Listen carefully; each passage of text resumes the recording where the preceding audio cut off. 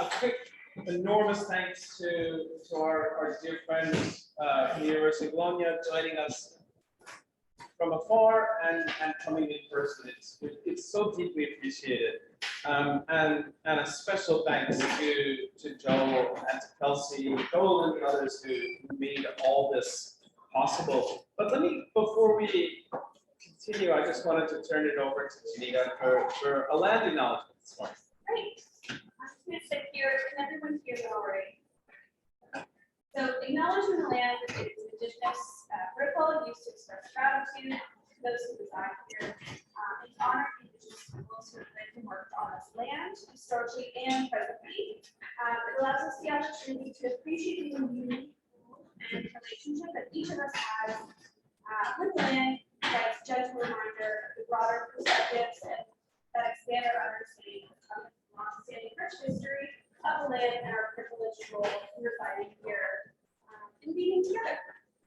So to recognize the land is an expression of gratitude, appreciation of the territory you reside on, a way of honoring indigenous people who have been living and working on the land since time immemorial. It's important to understand the long-standing history that brought us all to this place, and to seek to understand our place within this history. Land acknowledgements do not exist in a past tense or historical context. Colonialism is a current ongoing process, and we need to build our mindfulness of our present participation. It's also worth noting that acknowledging the land is an indigenous protocol. So our land acknowledgement statement is: we wish to acknowledge this land on which the University of Toronto operates. For thousands of years, it has been traditional land of the Garden to Seneca and Mississaugas of the Credit. Today, this meeting place is still home to many Indigenous peoples from across Turtle Island. We are grateful to have the opportunity to work. Thank you, Janita. So just in the interest of time, I think what we'll do is just start straight away and give people a chance over coffee, meals, lunch, walking in the woods to introduce themselves. This morning's panel to start out is Histories of Food, Italy and Europe. And we're joined from Bologna, Massimo Montanari, and again, we'll just dispense with the usual formal academic introductions. Suffice to say that well, Massimo is one of the greats. Good morning. And so I guess that we'll Massimo and then Paolo Capuzzo, and then we'll just open up the floor to questions after you guys have a chance to speak. So Massimo, over to you. With so many thanks for joining us in your afternoon, our morning. That is a pleasure for me. So good morning to everyone.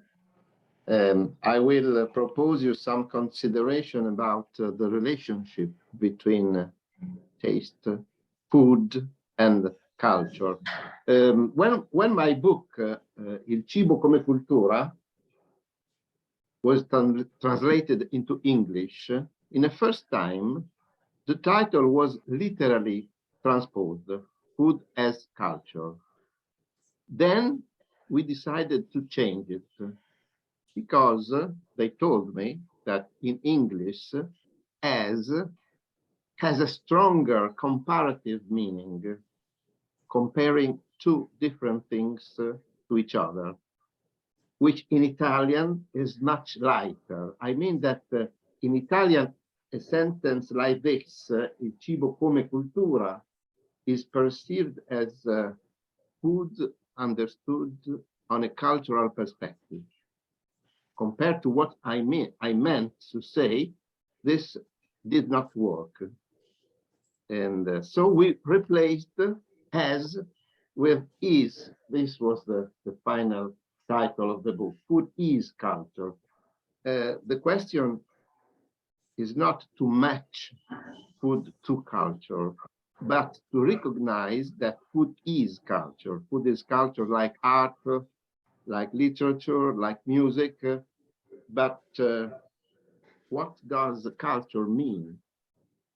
Among the many meanings that are given to it, I find particularly useful the definition of the anthropologist Francesco Remotti, according to whom culture is everything that derives from a choice, which is not genetically determined. Example, the lion is carnivorous, the cow is herbivorous. These are not choices. Although some choices the lion and the cow may make, deciding which prey to pursue or which pasture to prefer. But talking about humans, which are omnivores, we can say that nature has given them, has given us, a vast choice, then a vast possibility to express a culture. From this point of view, the paradox is that the culture can be thought of as a natural attribute which mankind possess to a greater extent than other animals. So here comes the omnivore paradox, as the sociologist Claude Fischler called it. He meant that humans, being able to eat anything, for this very reason, do not eat everything, but choose what to eat. On which basis do they choose? Simplifying roughly on economic, nutritional, symbolic evaluations. First, economic evaluations. Certain foods are preferred because they are convenient. The cost-benefit ratio, how much work, how much energy is spent to obtain them, has a positive balance. Second point, the nutritional value of food counts both in a quantitative and qualitative sense. How much they fill the belly, how much they are functional to the body's needs. Third, finally, social values, taste, and tradition count. Food is not only a nutrient, but also a way for communicating identities and belongings. I come now to a second, apparently useless definition. What is food? Food is what you eat, but we must always keep in mind that first, eating is a relational gesture. Someone eats something. So when some people ask me, what did the people eat in the Middle Ages? Because they know I am a medievalist. I always point out that one of the two fundamental protagonists of the action is missing from the question. Who used to eat what in the Middle Ages should be the right question. Perhaps my contemporaneous colleagues do not have such problems, as nobody would ask, what do people eat today? Anyway, sometimes it happens, and I always insist on this idea because it is absolutely essential. Second thing to keep in mind, eating is the final act of a long journey which transforms environmental resources into food. During this path, in all the phases that mark it, the actions of man are linked to cultural choices, which precisely because they are cultural, they change over time and over space, based on mental and material coordinates that constitute the heritage of each society. Culture is already the recognition of resources to be converted into food. The edibility of any matter lies in its nature, but its eatability is a cultural choice conditioned by ideological, ethical, religious, philosophical, scientific, or more simply, psychological options. From the intersection of these variables, divergent choices arise, such as being omnivorous or vegetarian, accepting or refusing the consumption of insects, and so on. At this point, anyway, the choice is made. Resources are identified and recognized as good to eat. Let me make a little provocation. The hard anthropological debate between materialists and symbolists, between those who believe that food is primarily good to eat, that is useful, convenient, cheap, and therefore good to think about, and those who instead, on the contrary, believe that it is first good to think in philosophical, religious, psychological terms, and therefore good to eat, this hard debate from an historical point of view is almost irrelevant because the two aspects always proceed in parallel.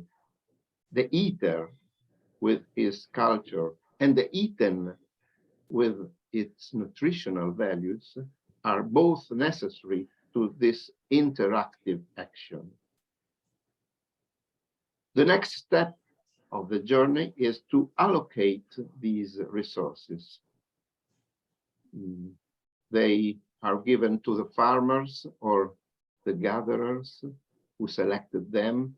They are given to the community of shepherds or hunters, or they are given to the leaders of the community, warriors, priests, sovereigns. In more recent times, the market operators who will take care of distributing them among the members of the community or outside it. The issues like this have a clear political dimension. And then a choice, and then a culture behind. Again, the resources once procured, where shall be used? Space would appear to be a purely objective datum, but it is also subject to cultural variables when we decide, for example, to exchange our resources with the resources of other people through the ancient mechanisms of the gift or the market. Again, when we will use the resources, even time, like space, would seem to be a purely objective datum, but like space, time is redefined in a cultural sense when preservation techniques come into play, which make it possible to lengthen the lifespan of foods through the use of natural agents, salt, oil, vinegar, sugar, or practices such as vacuum packaging, canned food, or refrigeration. Here, the product changes. It becomes different from what it was. No more meat, but salami.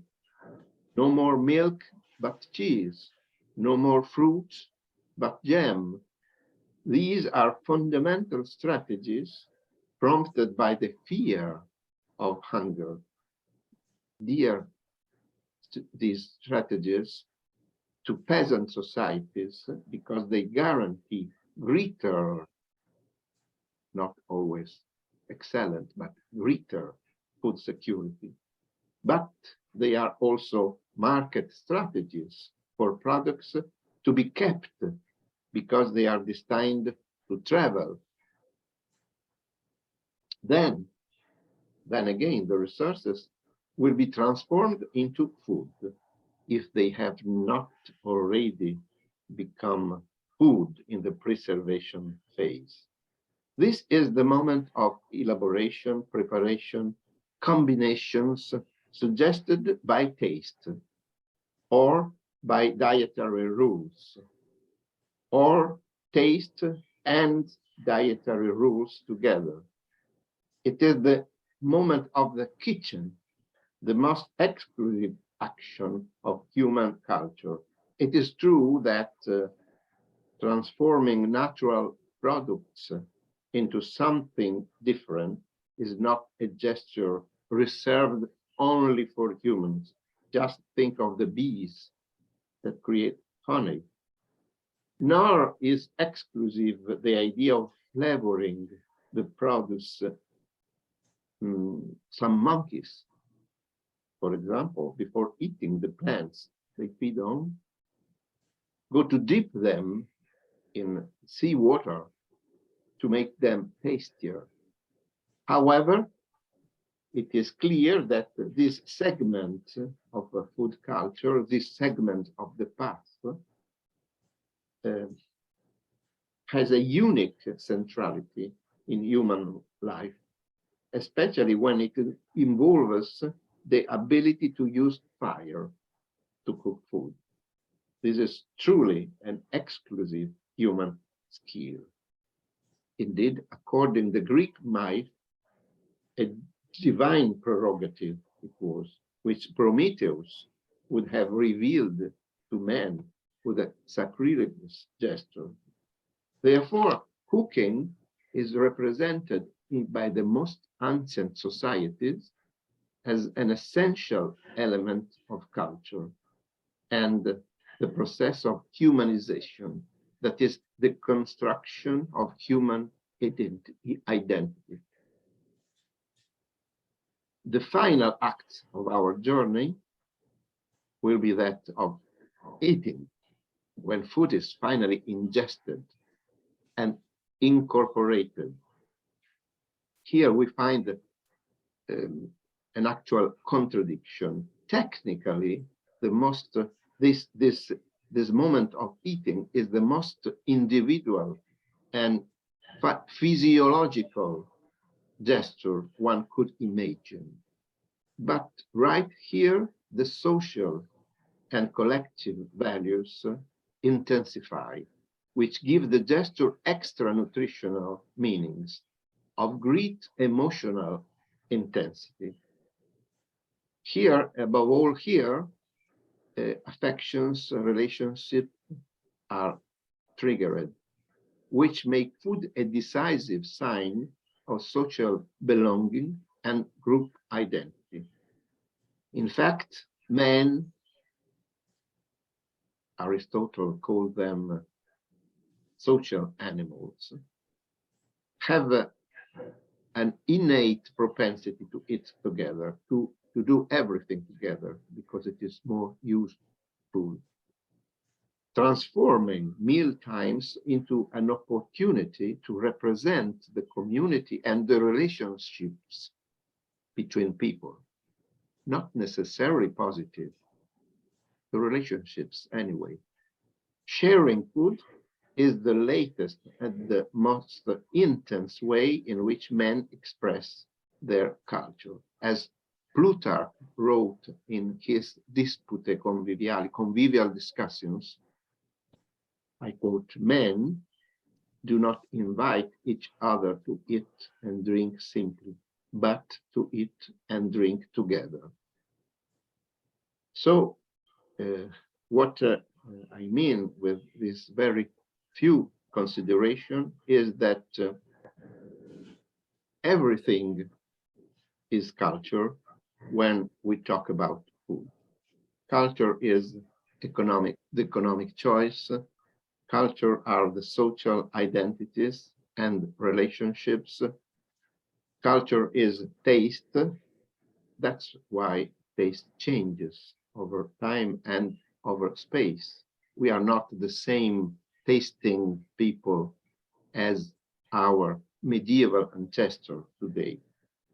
And that's why in Bologna University, we have so much insisted on the term and obviously the idea of culture when we created the master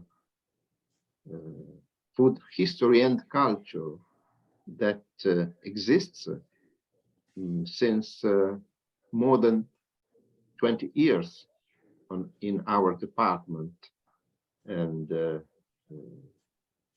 research center of our department is called in the same way, history and culture, food history and culture. So I think that my colleagues will talk about that after me, and about the didactical organizations that rolls over this topic. This is all that I wanted to say to you today, this morning, and I thank you for your attention.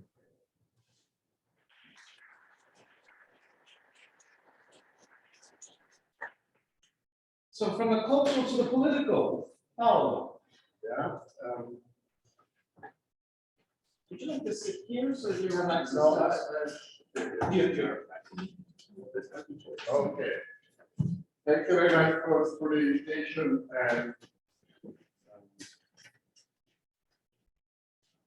in our group in Bologna, actually, one of the characteristics is that we work on a long period. So ancient time to contemporary, we have different specialization. As you heard, Massimo actually knows everything, but I will talk about 20th century.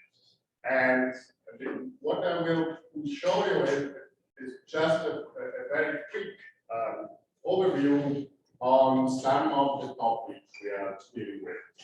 So sorry for being a bit sketchy. So what is the main difference in 20th century political relationship with food is the entry of masses in the political history of Europe and the need for the state to change its function, task, and so on. And so the state took over some tasks which were not actually within the liberal conception of state. It took care of the health of the nation, provided food, and so on. So on one side, food is an object to be provided, controlled, regulated, and so on. The other side is a way to speak to the people, so to establish a communication policy. And through the food language, also food language helped to build the nation, fight wars, to create a national community. This is a line which is developed by more or less all European states, and then this is a stream in the fascist and Nazi state experience as a region. On another side, we have another kind of politics of food, which is the essentialization of the national character of food.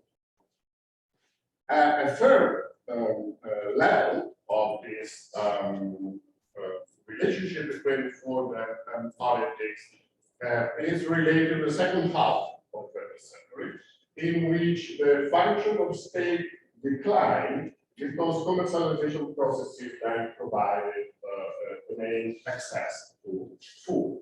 And so in this case, also the conditions of the relationship between food and politics changed within this Afghan society, in which then the food culture were the intersection of social norms, commercialization process, and subjectivation of businesses, as we will see with so I'm not sure if I can move the way. That's a bit finicky.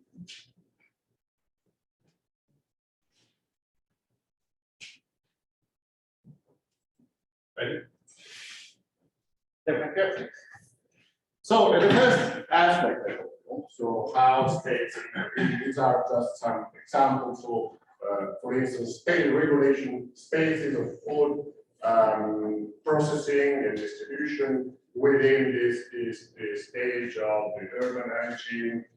This started already in the 20th century with slaughterhouses. So to take away butchery from the street and open space and so on, to take away food from street food within market hall, and then to try to control the food production. And we have some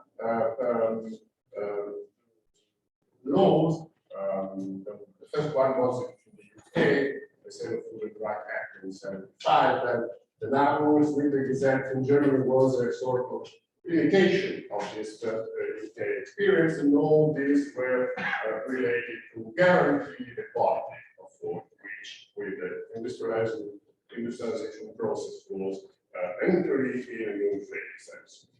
So on one side, we can see that this kind of intervention is related to the state-driven eugenic project, so to try to improve the health of the nation. But on the other side, also some organized social consumer movements follow this line. So I would not interpret this just as a from a goal movement, but for instance, in Italy, the cooperative consumer movement started already in the late 19th century and was linked with socialist, but sometimes also Catholic political environments.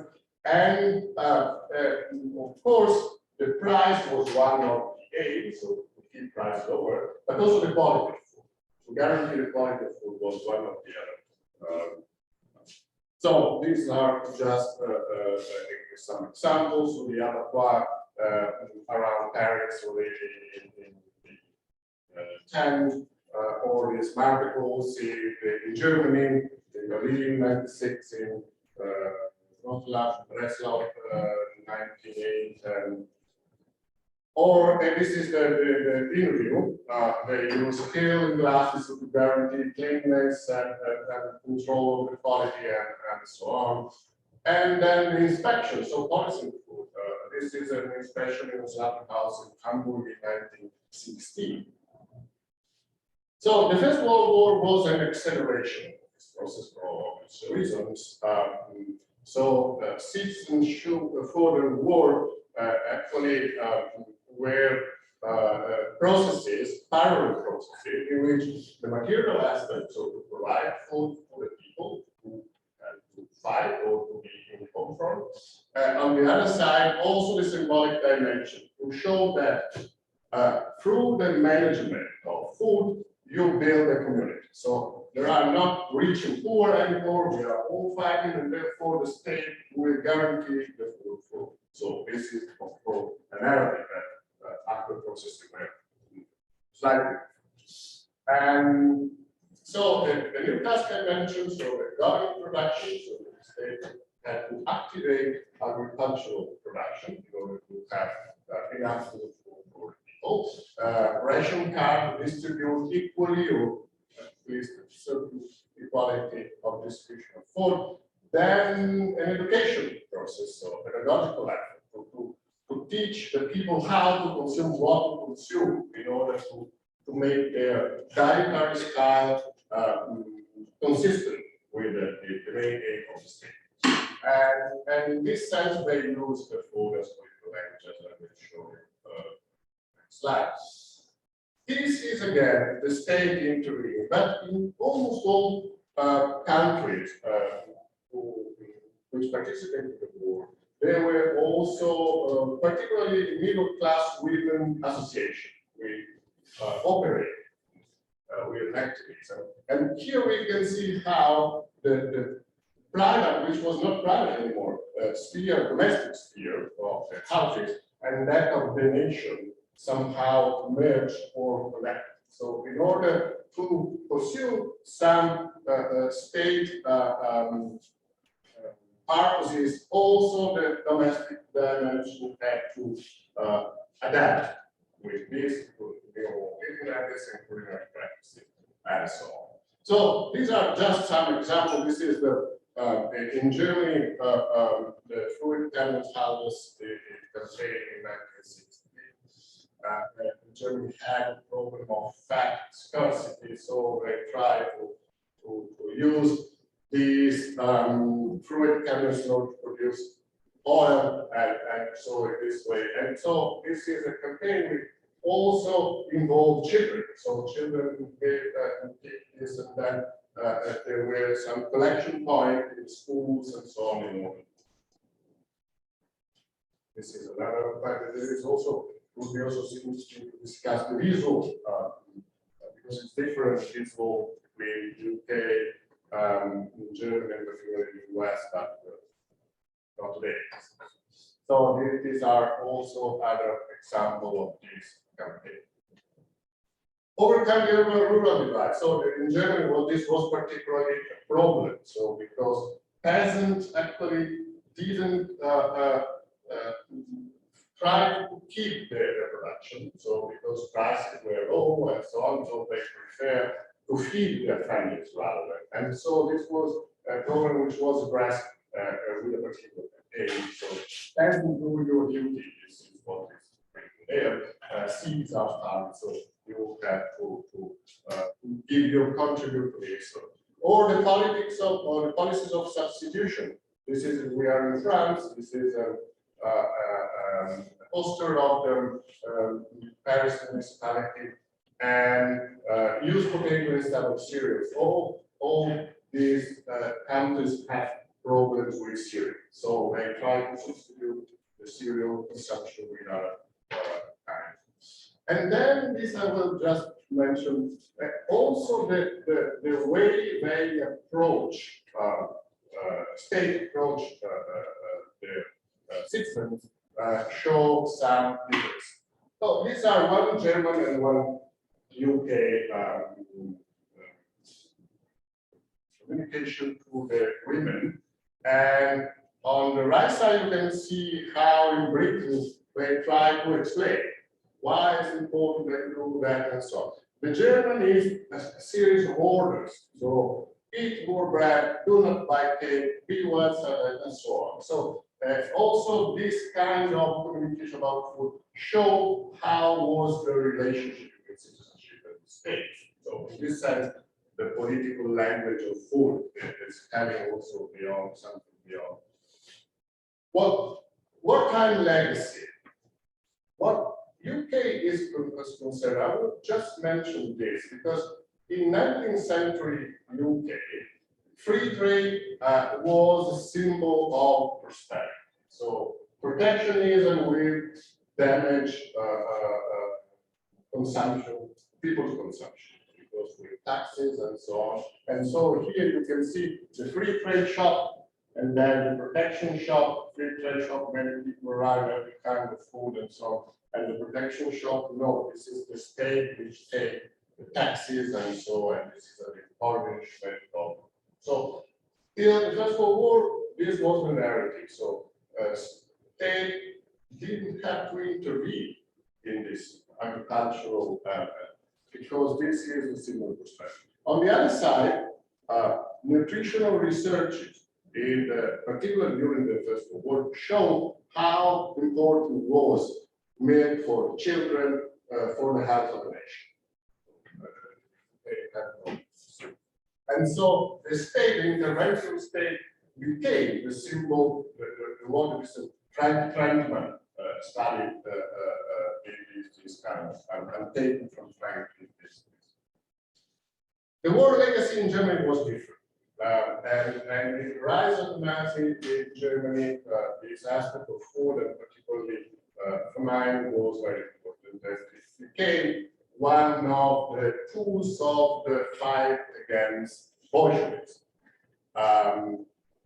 So the problem of food in Germany, some categories were blamed for this. So Bolsheviks occupying armies, particularly the black French soldiers, which French troops Rhine area, and some of them were colonial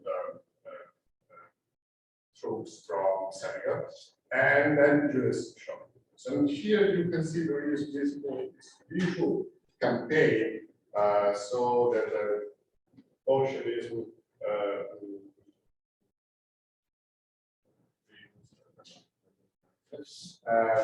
war, unemployment, and starvation, and so on. And this is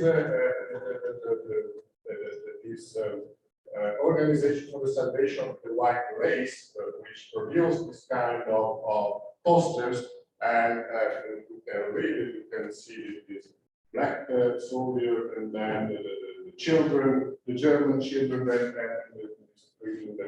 one of the four German children massacred to death. In the electoral campaign of 32, the question of food was central, and then we had the Nazi power in the third. And what they did, actually, they tried to promote this pedagogical effort to convince people to adapt their daily food consumption patterns to the need of the German population. And so they had this nutrition calendar in which people were asked to eat in the month what was produced in order to diminish imports and so on, or to consume more fish in order to reduce the imports of meat and so on. And this is another interesting thing. I don't know if my translation from German makes sense. Sunday, one thought, well, this was so on Sunday. People were asked to renounce their lunch and to, what they say, and with a very simple sort. And what they say, they had to give to some association for national reforms and so on. And so the economic impact of this right, of this initiative, was actually small.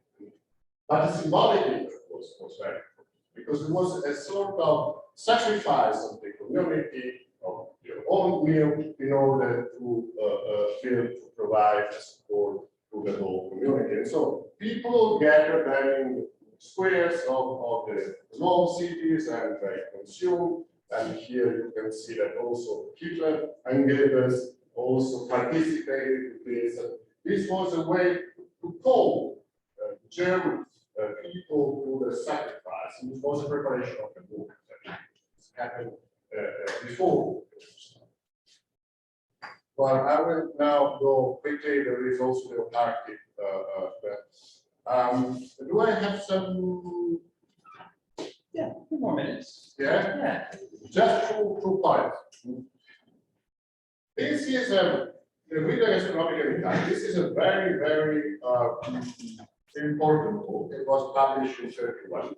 This was a result of a real research on receipts and eating, and is in every corner of Italy. So, this was not a fascist production, although we are a 31, so because it started within middle class, the Rotary Club, and this kind of environment. And I think it's still nowadays it's useful to use this, because they collect really very, very good sources. However, you have then a frame which try to produce that as a sort of essentialized local food, but in simple color. So through localities, putting together these localities, you can build the national cuisine, Italian cuisine. And what they cancelled were the relationship with outside.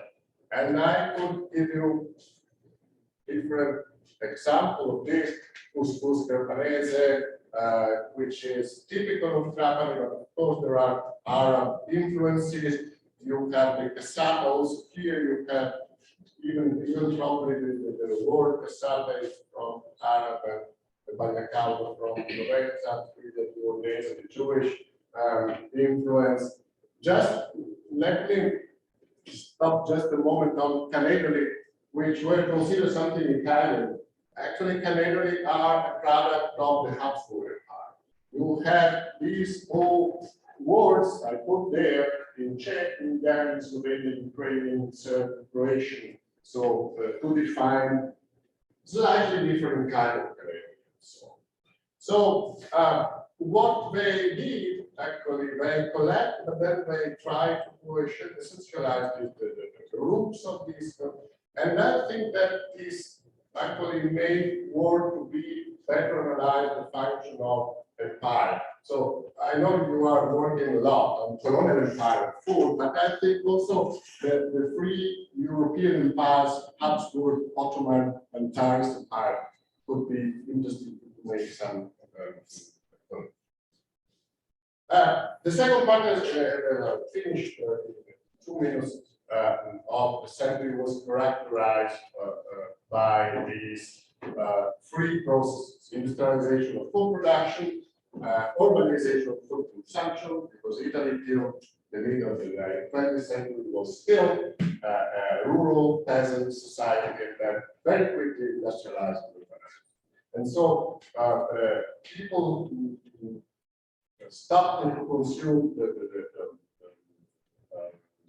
food they cultivate, and they entered within an industrialized food consumption with marketing of food and so on.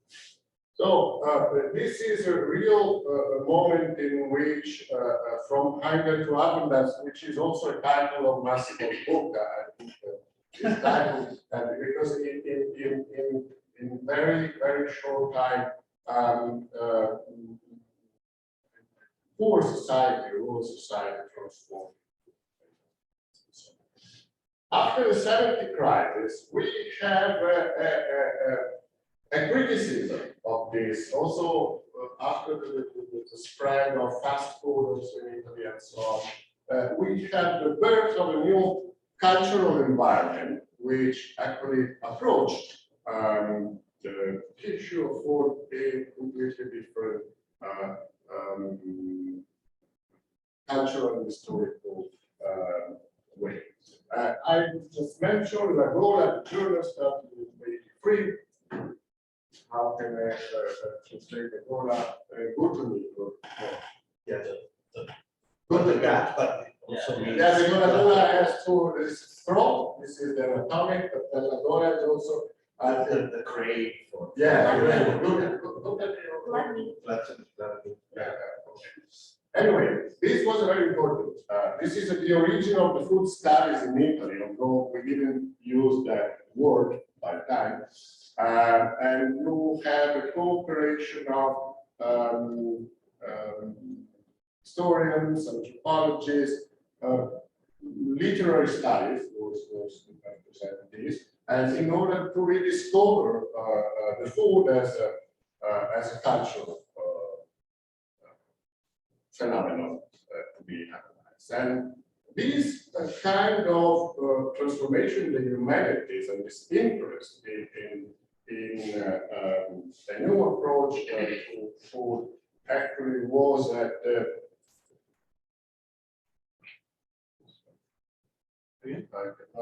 last.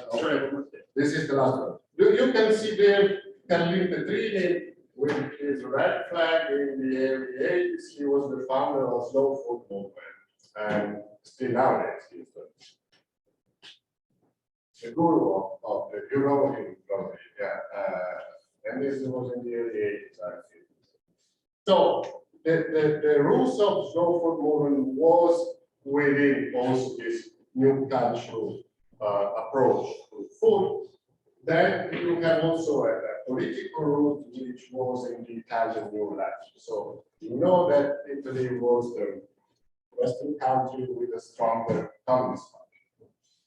And what here was promoted, although some of these people also began their political activism within the Communist Party, they introduced a radical change in the very conception of militants. So the idea of the communist militant was a sort of self-denial, so life conduct.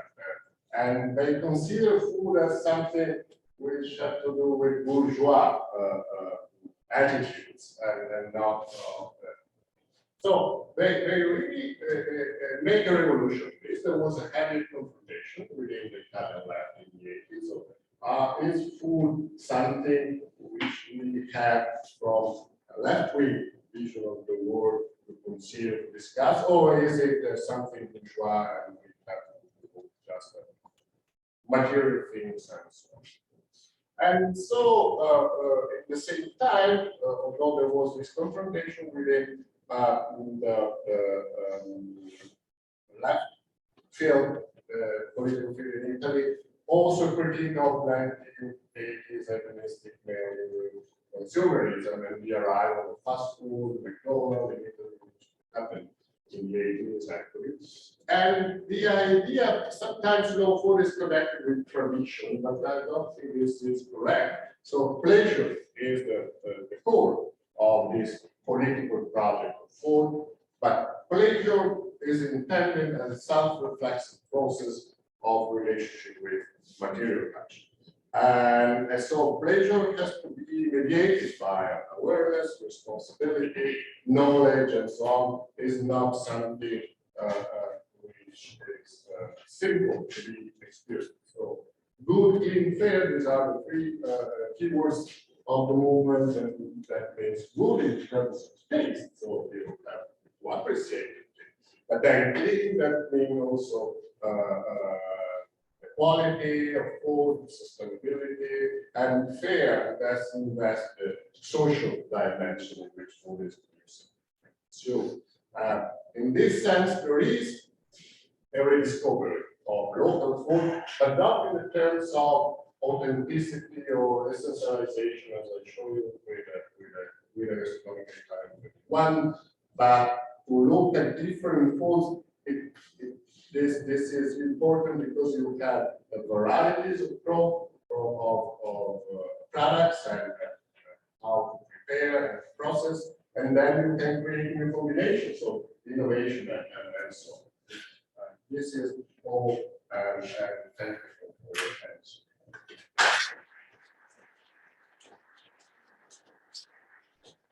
So we have a bit of time. Feel free to grab coffee while we go, which probably deserves a whole other question about mind-altering elements of food. And I know Massimo had to step off, so let me invite both questions but also comments, right? Like to open up some comments both from online and from the room itself. And I'll just ask you, I know many of you, but not everyone does, just to do a 2-second introduction. Let me open it up first to comments, questions from online, and then we'll come to the room here as we play with issues of space. Do you want people to type or speak? So feel free to raise, Joel, what's easiest for you? But raise hands, type whatever's easiest for you, but I'll just open it up to, I have 1,000 questions, of course, but I'll leave it first to those online. If you want to raise your hand, I think we can see you. And if you wanted to just put a comment or question in the chat, that would be fine too. So I'll just take a moment.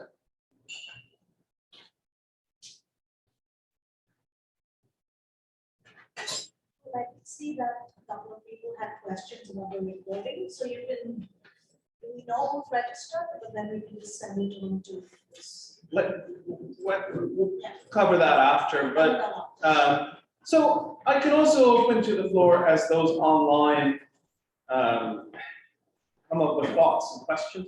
Michael, I just wanted to, so Michael, just to introduce thyself very quickly. Michael Wilson, I'm with the Economic Development Division of the City of Toronto, and I got a food and beverage sector. So my question on a political level is Paulo. In Canada, food is politically is in the hands of the agricultural, federal, and provincial government. But it's my sort of impression that food is now more urban than it is a rural issue. Although we still need farmers and whatever, but with a lot of the consumption and production of food further processing, it's all through the urban areas. Yet it's still sort of a lot of the structure is still of a rural nature. Is that the same in Europe, and is it changing at all? Because now we have issues around food security, and which are all urban issues rather than rural issues. Yes, I would say yes. I would ask you, why did it happen? So more or less, do you think this is a nowadays phenomenon? No, this is 50, 60 years ago, particularly. After the Second World War. I think that in Europe, we have different situation. This happened, I think, in UK and in Germany, already, I would say, in the late 1930s. This was one of the reasons why, during the First World War, they had to bring people again to produce, because they depended from a process. So it was economically advantageous to buy food from colonies or from Mediterranean and so on, and then to produce the industrial sector, which was this. I think that is we can not speak of peasant, I think, in late 19th century British society.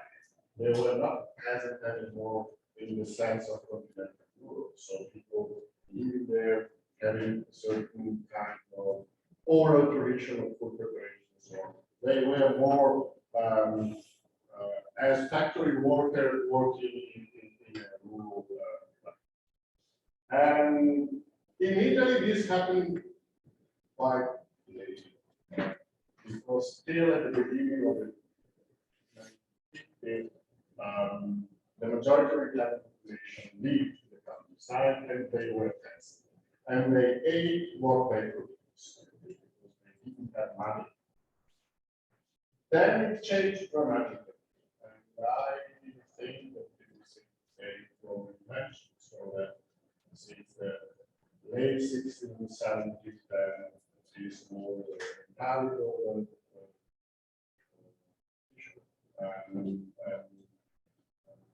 but there is a rediscover also following slow food and similar trends, a rediscover of, and I think also maybe also North America.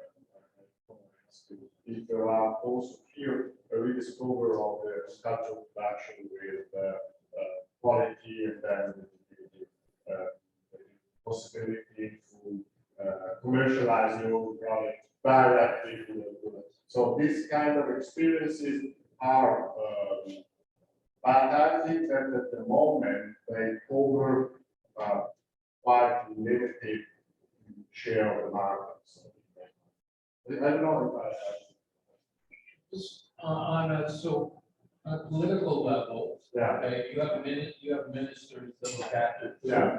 Are these rural-based ministries, or are they urban-based ministries? Well, they're urban actually, and also I would say that in this area we have quite important role in the European Union. So European Union is starting managing all the crisis, market share, and so on. This is with some contradictions and tension.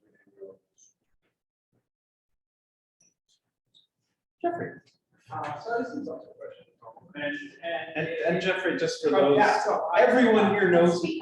I'm Jeffrey Pilcher. I'm a professor here at UTSC in History and Food Studies. And yes, so my question, and it's really sort of just thinking about the way you sort of framed the talk. And I don't want to plunge into like theories of the state and lots of other directions that the theory of this could go. But, you know, I mean, we sort of see the first half of this talk in the first half of the century, you know, it's all about the state, you know, kind of building up its power. And in the second half, we see almost like the state begins to, it doesn't, but it becomes less important within it. I just wonder if you kind of reflect on those changes.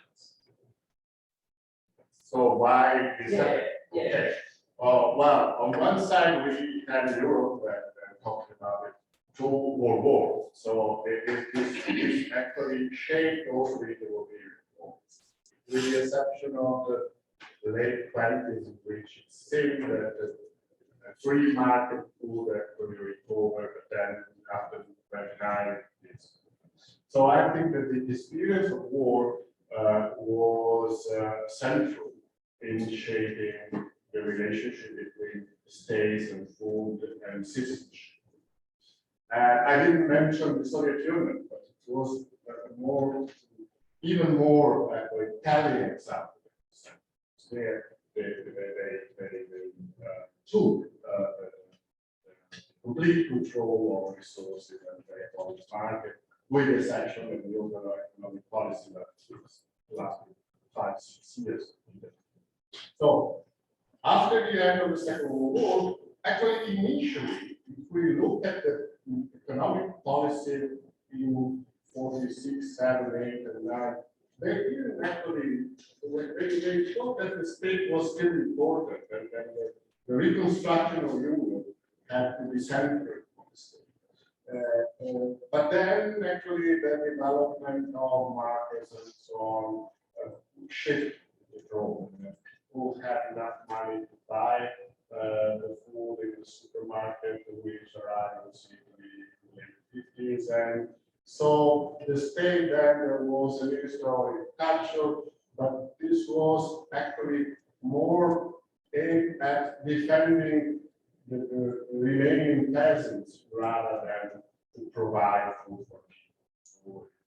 And so to answer your question, I think that this divide in the food part of the century was actually influenced massively by the war experience, which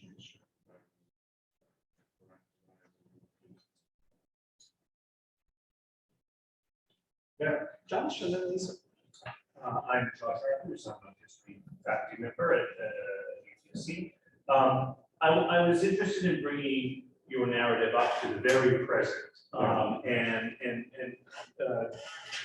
to debates that are happening in Europe and I know in Italy about authenticity in relation to immigration and multiculturalism. That as you demonstrated, slow food comes out of the Italian left, but there are ways in which at least the discourse of slow food and authenticity is being appropriated by nationalist voices today. And you see this with bans in Italian cities on kebab shops in the Centro Storico, or insistence that, you know, the recent carbonara affair, right? You know, so The modern day drug. yeah, exactly. Yeah, you know, so I'm interested in your thoughts on how those politics are playing out currently. yeah. So Paulo, if you don't mind just coming a little closer to the speaker here, just so it picks you up better. Okay. So perfect, right there is perfect. Yeah. Yes. Well, I think you're completely right. Actually, we are experiencing at the whole political level and generally of the nationalist discourse. It's concern Italy, but not only Italy. This concern right or far right political ideology, as well as also some progressive ideology, which are within this kind of discourse. And so there is an attempt to relaunch a narrative of authenticity and essentialization again. There is an instrumentalization of the potential conflict on the foreign influences, and particularly Arab influences or North African influences on the Italian. This was very one of the debates which actually was quite strong concerned the menu of the canteen at school. So do they have to eat Italians or do they have to eat mostly Brazil because children are? I think that the specificities of Italy in this European debate is that we experience a real immigration from abroad quite late. So it started in the 1980s and so on. Usually not from former colonies or limited from former colonies. And I think that this is one of the reasons. On one side, we have people who are actually doing political career in this kind of narrative. On the other side, there is a sort of ignorance of people about to move it in a global world. But I think that you cannot base on slow food unless you consider slow food as the defender of tradition, but it was not the case. Lisa, I'm going to give you the last comment or question. Great. So Lisa. So Lisa Hasselfer, former Culinaria postdoc, currently University of Zurich, about to be University of Amsterdam. So my question is for both of you. I was curious about the role of labor in both sort of contemporary Italian food studies and food history. I think in sort of North American food studies and food history, it's been a bit of a blind spot for quite a long time until relatively recently. So I was curious about the place of it in Italian scholarship, given that slow food is so strongly emphasizing left politics and centered around that. Is there a sort of burgeoning scholarship on the conditions of labor in food production, as there is in North American scholarship in Italy as well? So labor, you mean in terms of academic? No. The people that are actually laboring in order to produce the food. Oh, well, in the food sector. So exactly. okay, Yes. okay, great. Well, I think that we have some empty boxes. For instance, people working in restaurants, hotels, and so on, they are not studying. So I don't. We have a strong tradition of rural history, and so that they focus on peasants. And this is, yes, there you can find a good amount of work on the Italian rural landscapes and different figures which work in different parts and different also agricultural contracts, which also differentiate the social figures which work. So there is an amount of work there, much less on the industrial, which the historiography focus more on mechanic or chemical, less on the food industrial processing and so on. But I would say particularly, which is curious because this is a very important nowadays sector in Italian economy. So people working in the restaurants, so waiters, cookers, and so on. I don't know much work on it. So I'm going to draw us to a close for a moment, just pointing to some of the key themes that we range very widely and broadly in our methods in this symposium, but some of the key themes about regulation, the relationship to the political, to the cultural, recognizing that that can't be fully captured in that notion of political economy, but some of these themes about war, about eating together and eating apart. These questions of work are themes that I think we can continue to work through and talk through.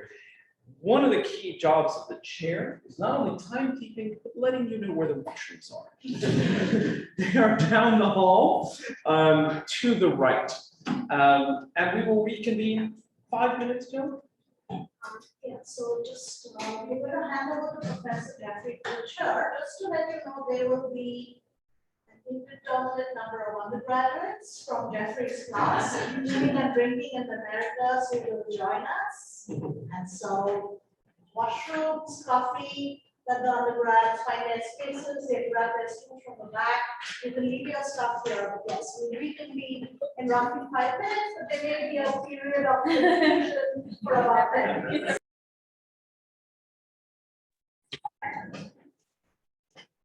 Okay, welcome back to the second panel of our Food History Symposium. My name is Jeffrey Fulcher. I'm a professor of history and food studies here at UTSC. And it's a great pleasure to welcome our colleagues from Bologna. And so we have 2 speakers for this part of the workshop. We have Davide Dominici, and visiting from Zoom, we have Chiara Scardozzi. And this is a kind of, if the first half of the earlier program was a discussion of kind of a broad overview and a European perspective, in this part of the program is sort of our kind of transatlantic collaboration and encounter. We're going to bring it back to the Americas. And both of our speakers are experts on the food histories and food cultures of the Americas. Davide has done archaeological work really throughout Latin America, in Mexico, and in South America as well. And Chiara has likewise done field work in South America, so it's exciting to hear their perspectives, and really looking at some of the same topics that we were examining in the first half, particularly sort of the food politics and cultural dimensions of that. But we'll also have a time to kind of reflect on what this collaborative partnership between these 2 institutions, between the University of Toronto and the University of Bologna, the potential that we have for moving forward. So let me start with Don, please. Thank you, Jeffrey. Thank you, everybody. And yes, let me start giving my thanks, especially to Joe and Daniel for putting all this up. And I would like to start talking a few minutes, not about a specific research topic, but rather introducing you a little bit what do we do in Bologna. Because as you know, this meeting has been organized from the start, this collaboration, which resulted in the signing of an agreement recently between the University of Bologna and Culinaria. So it could be useful maybe to just tell very briefly that in our department, which is called the Department of History and Cultures, and let's see, from archaeologists to contemporary historians, anthropologists, geographers, etc. So it's a very multidisciplinary department. We have strong tradition of food studies, especially with Massimo, as being our food professor in our department for many years, and recently, a few days ago, awarded the Emeritus Professor title. And so thanks especially to his activity, as you mentioned, we have more than 20 years ago we started this master program in history and culture of food. It is taught in Italian, but in the future, especially in sight of this collaboration, we can easily organize English taught session of that master program. The master has been directed by Massimo for many years. I've been director of the master in the last 2 years, and very recently I passed the direction to Antonella Campanini, who is a medieval historian. She cannot be here, she will come here, but she is, let's say,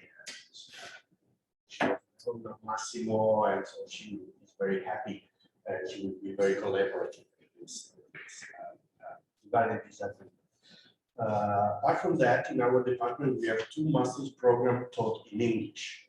One is about archaeology and critical heritage, and we have several archaeologists working on food issues. And the other one, which I coordinate, is called Global Cultures, and is basically a history and anthropology master program, mostly devoted to globalization, history of colonization, etc.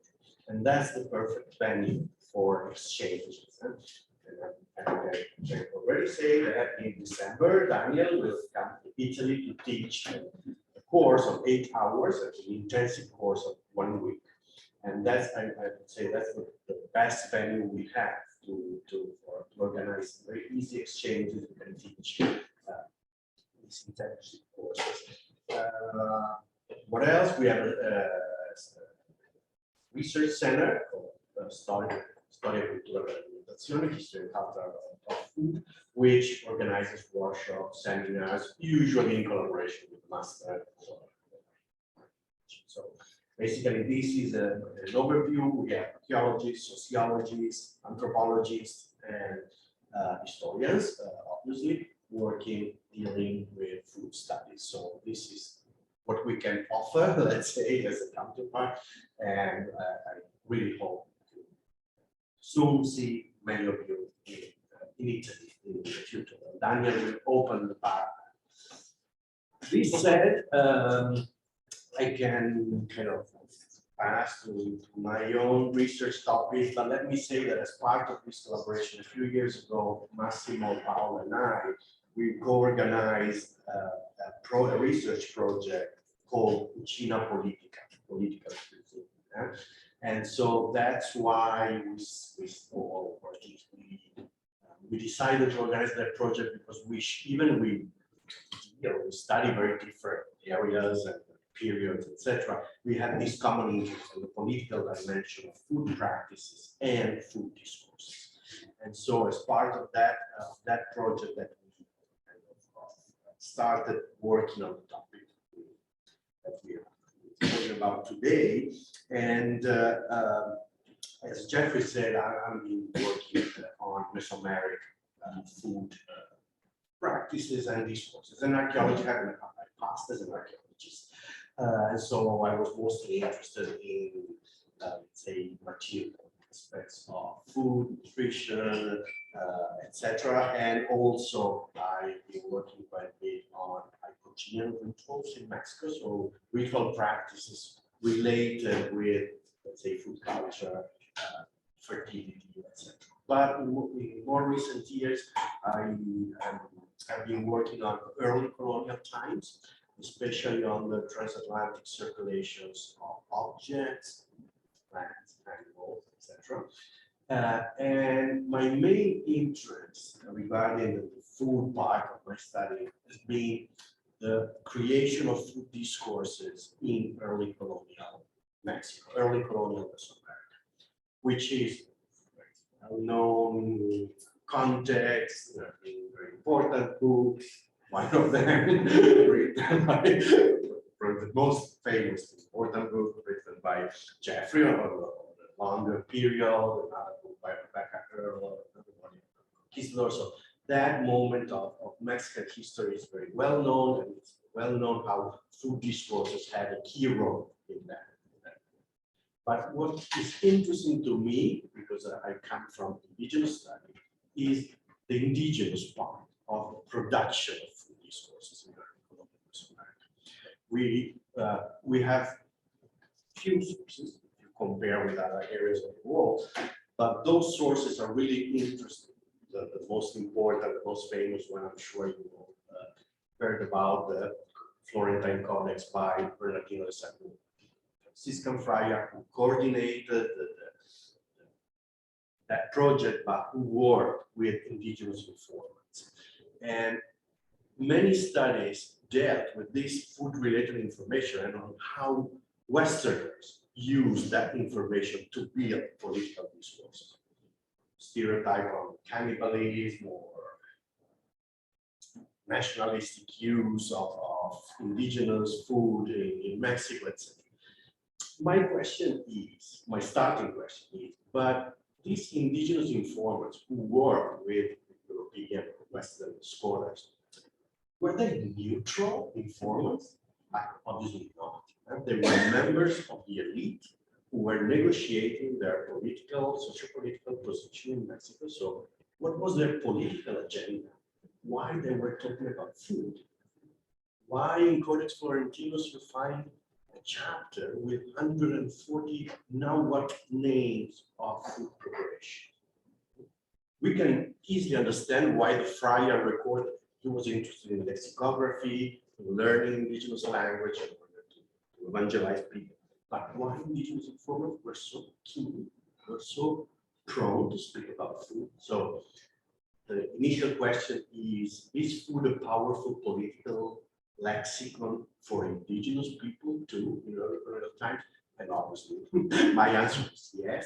Now I don't want to be boring and to go into very specific Mesoamerican issues, but let's say that in general terms, my idea is that food has always been an expression of the let's say of political power in Mesoamerica. We have lots of examples, even from classic times, with Maya kings showing their pots with lots of names of beverages. So this, more than richness, I would say the gastronomic variety was a typical expression of kingship, of rulership, and in late post-classic times, Aztecs, I would say, make it easier, there was an obvious relationship between food diversity and an idea that in now what they expressed the term Toltecayot, which meant something like civilization, but referring to an ancient city, mythical city of Tola. And this is interesting because this mythical city was perceived as the origin of political power, where Quetzalcoatl ruled as the paradigmatic king, but was also a city whose destiny was political failure. It's a very strong idea in Aztec ideology that city is the example, paradigmatic example of a huge, important political center who's doomed to fail, to be defeated. And this is really important because I think that in early colonial times, indigenous informants, indigenous elite used food lexicon to relay, to allude to this idea of political power, so to defend the memory of their political power, but also to make sense of the recent defeat. There is a very famous section in another source, like Duran, Historia de las Indias, which you also commented. There's a very famous myth in which a king decided to send some ambassadors to the place of origin. And in the place of origin, the mother goddess makes a strange discourse on the weight of the body. She says that Aztec people are too, they drink chocolate and they eat too much so that they cannot climb the mountain. And she says, this is the proof. And this myth has various levels of meaning. On a very basic one, it explains the entrance of death in the life of humans, because she says, in the past, when your ancestors were here, there was no death. Right? Then they started eating this stuff, their body became loaded. And so at the eschatological level, it relates with that, but at the historical level, it relates with political device. It says, this is why you will be defeated by stranger people, which obviously is prophecy of Congress, obviously written after the Congress. But now, without entering into too many details, my interest is to see how food discourses were used, were created by indigenous elites, not only to discuss or to entertain a dialogue with Europeans, but also for very local indigenous needs to make sense about the political demise and etc. So I think we have to read all those texts that we usually read like sources of information to know which kind of tortilla they used to eat in pre-colonial time, but rather to go beyond that and to try to think which kind of political strategies we can understand in between the lines. It's a difficult topic because the sources are few, but I think it's very important also to show, say, indigenous agents, why these guys were talking about food, why food is so important topic in early colonial sources, which is surprising. And so I think that it is obvious that there were centuries of food discourses in pre-Hispanic times.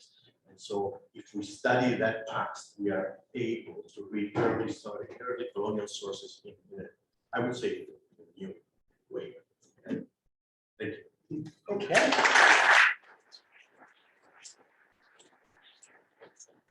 Thank you, Davide. That's a really brilliant research project, and it reminds us, that yes, the colonization of Mesoamerica, the Spanish conquest, had such a devastating, all sweeping effect on the local peoples, and yet, to sort of say it's all about us, us being Spaniards writing these histories, obscures the ways in which, the local people were, kind of shaping it and making meaning of it for themselves. So it's really fascinating. Okay, our next speaker is Chiara. So Good please. morning. Can you hear me? Yes. Yes. Okay, because I don't hear you very well. I hear a lot of echo. So I don't know if it depends on me, on my connection, on... Well, we Okay. hear you very well, so. Okay, now it's better. Thank you very much. So thank you for the invitation. I would like to thank the organizers, colleagues, and participants of Culinaria Food Symposium. I'm very glad to share with you some ethnographic insights from my research. I feel very sorry because I will read it, but after several years in Latin America, when I try to speak in English, I speak in Spanish. So I think this is the best solution. This is the best solution for all of us. I'll share my presentation. Please let me know if you can see it. Yes. Okay, perfect. So I'm a cultural anthropologist, and my interest in food can be articulated in 3 moments. A first research in Italy on women farmers who produce organic food in the Campania region in South Italy. A research on the ethnobotanical knowledge of women in the native communities of the Argentine Andes, and a long-term research in the Gran Chaco region of South America. And today I decided to focus on the Gran Chaco because it is a long-term ethnographic research that allows me to share some reflection around the complex relationship between society and environment, and in particular between food and territory.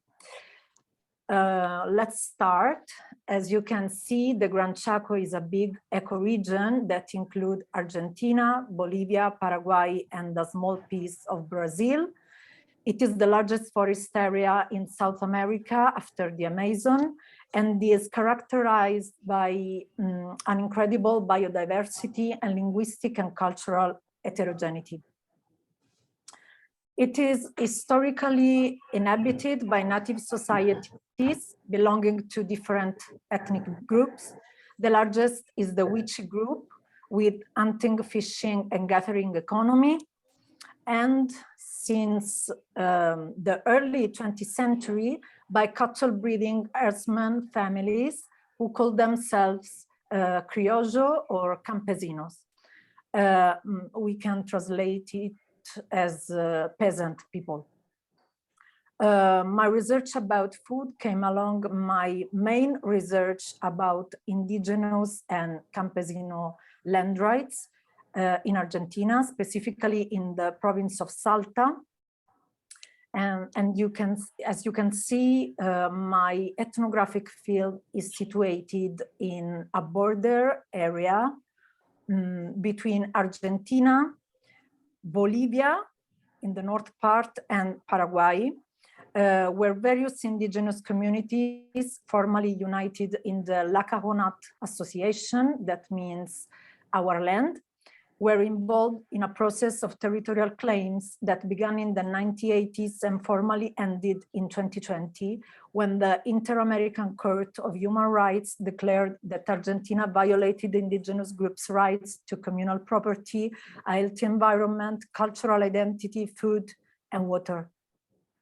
For almost a century, the native society of the Gran Chaco have been going through a food transition with major consequences in terms of malnutrition. The progressive territorial loss caused by several colonization processes has restricted the mobility characteristic of the economy based on hunting, gathering, and fishing, as already said, threatening sovereignty and food security. Here you can see the deforestation process. This situation of territorial loss has worsened in the last 3 decades due to the indiscriminate expansion of the agro-extractive frontier through deforestation for the production of timber, transgenic soy, and cattle breeding. The Gran Chaco region has become, in the last decades, one of the global fronts of deforestation. And here you see satellite images showing deforestation in Salta province, which is Argentina's main agrarian expansion area and the second most deforested in the country. In just 1 decade, it has lost a total of almost 1 million hectares of native forest, more than 20% of the total, ranking it among the most deforested areas in the world. Argentina is one of the largest producers and exporters of soy, along with Brazil and the United States. The extracted products are not consumed or used in the Chaco region, but are mainly exported to Europe and Asia. Recent studies show that the extraordinary increase in soy production, particularly in Latin America, is a direct consequence of the growing consumption of meat, fish, egg, and other products worldwide. In fact, soy arrives in our plates in a mostly hidden way. Hidden foods such as meat, fish, and others, and in the food used in industrial farms to feed animals. It is a kind of paradox for human consumption. So food become a territorialized commodity. And I'm very interested in showing this macroscopic and transnational dimension of food and the connections between global and local, because I see anthropological research as a way to become more aware of what we eat in our society. So not only looking at others people's food and nutrition, but also at our own. Soybean cultivation has generated a growing interest in new lands for cultivation through deforestation, and this has caused an increase in social conflicts. because most of the indigenous communities live in a condition of legal insecurity with respect to the effective recognition of rights to land and traditionally occupied territories. In most cases, the communities do not possess communal property to the land, and even in cases where they do, this does not guarantee indigenous rights to land and territories actually consist of a formally inclusive regulatory framework, which clashes with an absolutely exclusionary agrarian structure based on the concentration of land ownership in the hands of a few. Just an example, in Salta province, 70 landowners manage more than the 50% of the productive surface. 70 persons manage the 50% of the productive surface. Is very strange, incredible. So considering the territorial dimension of food problems is crucial because the expansion of the productive frontier has serious consequences on the possibility of nourishment and coping with critical moments of food and water scarcity, which depend greatly on the knowledge and availability, on coping with critical moments of food and water scarcity, which depends greatly on the knowledge and availability of animal and plant species that inhabit the river and the forest.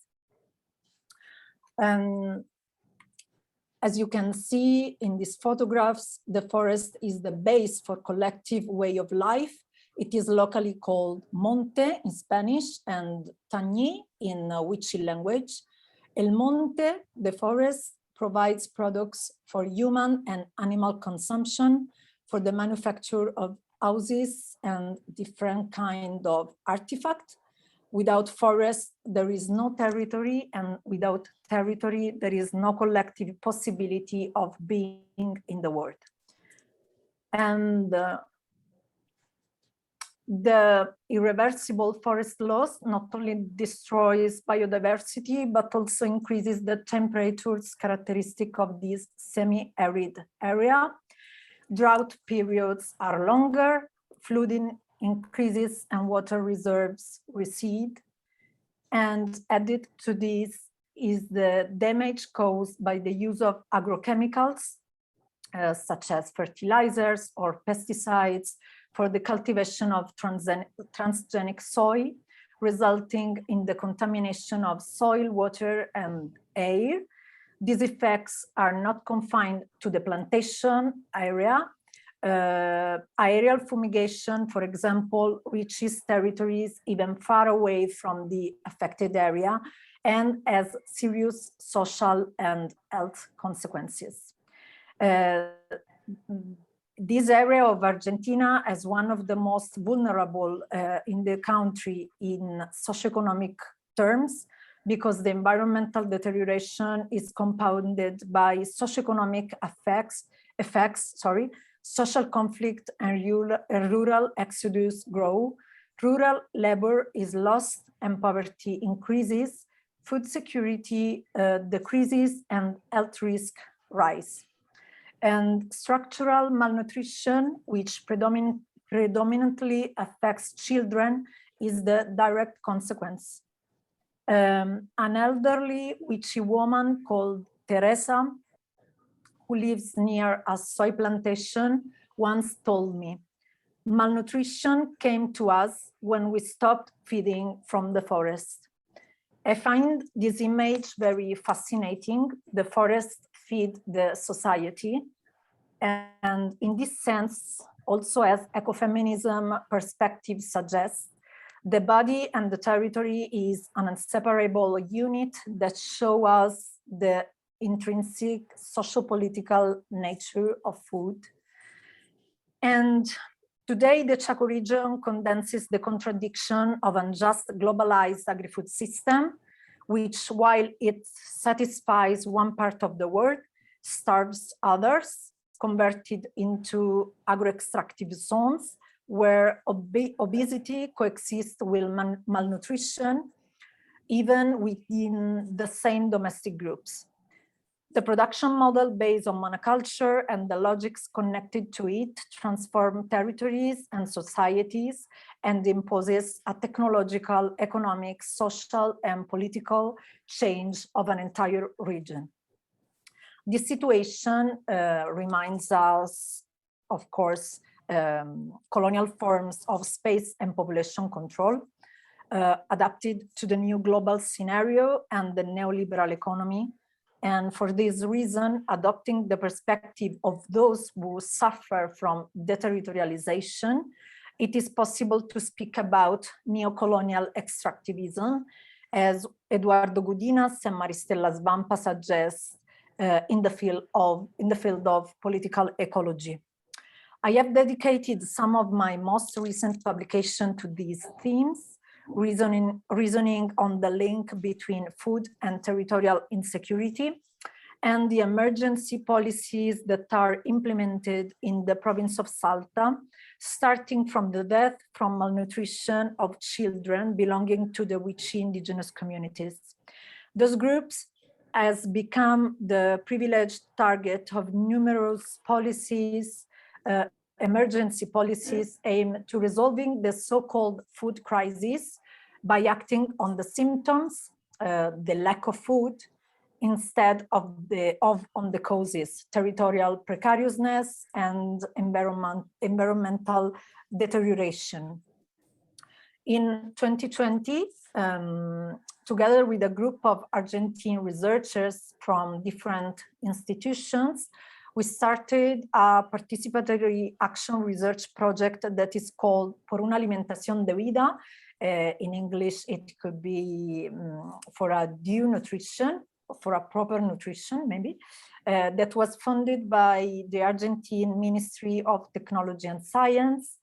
And the purpose of the project is to contribute to food sovereignty and food security through the direct participation of the most vulnerable indigenous community of Salta province, affected by different types of extractivism.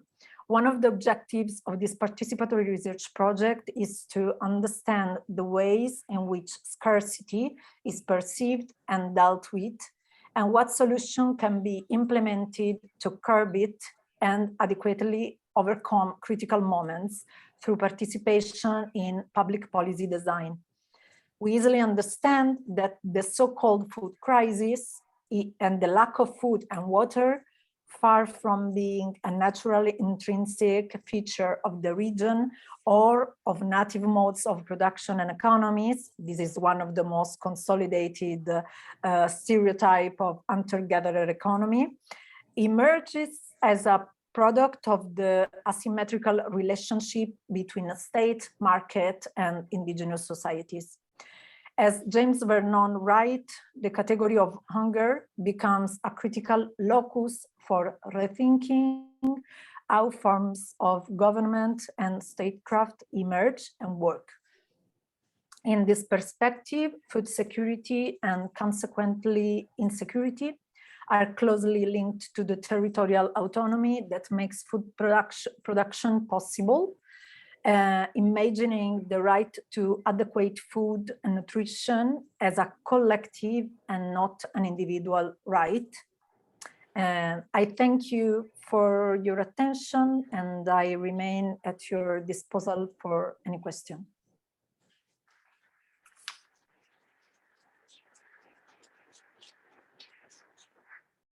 Thank you, Chiara, for sharing that very important research. And I think it really nicely bookends the talk that Davide gave earlier, right? We're seeing across 500 years from the 16th century to the present, some of these same processes of colonialism, but also through, sort of giving us the voices of these indigenous peoples and talking about their concerns. And particularly the need for land that is being, sort of given over to this new sort of extractive colonialism that really, kind of connects to what Paolo was talking about in the first half, right? That the consumerism that Europeans and North Americans are enjoying now in the post-World War II era is in large part built on raw materials, resources, and labor that's being taken from other parts of the world. And so having this kind of global perspective is really important, but also kind of putting it into the historical context, right? That this has been an ongoing struggle, and so understanding of that is very important. We have a few minutes for questions, and let me start by just asking if anybody online would like to raise a question. You can either speak up or raise your hand with a little raise your hand button, or put something in the chat, maybe.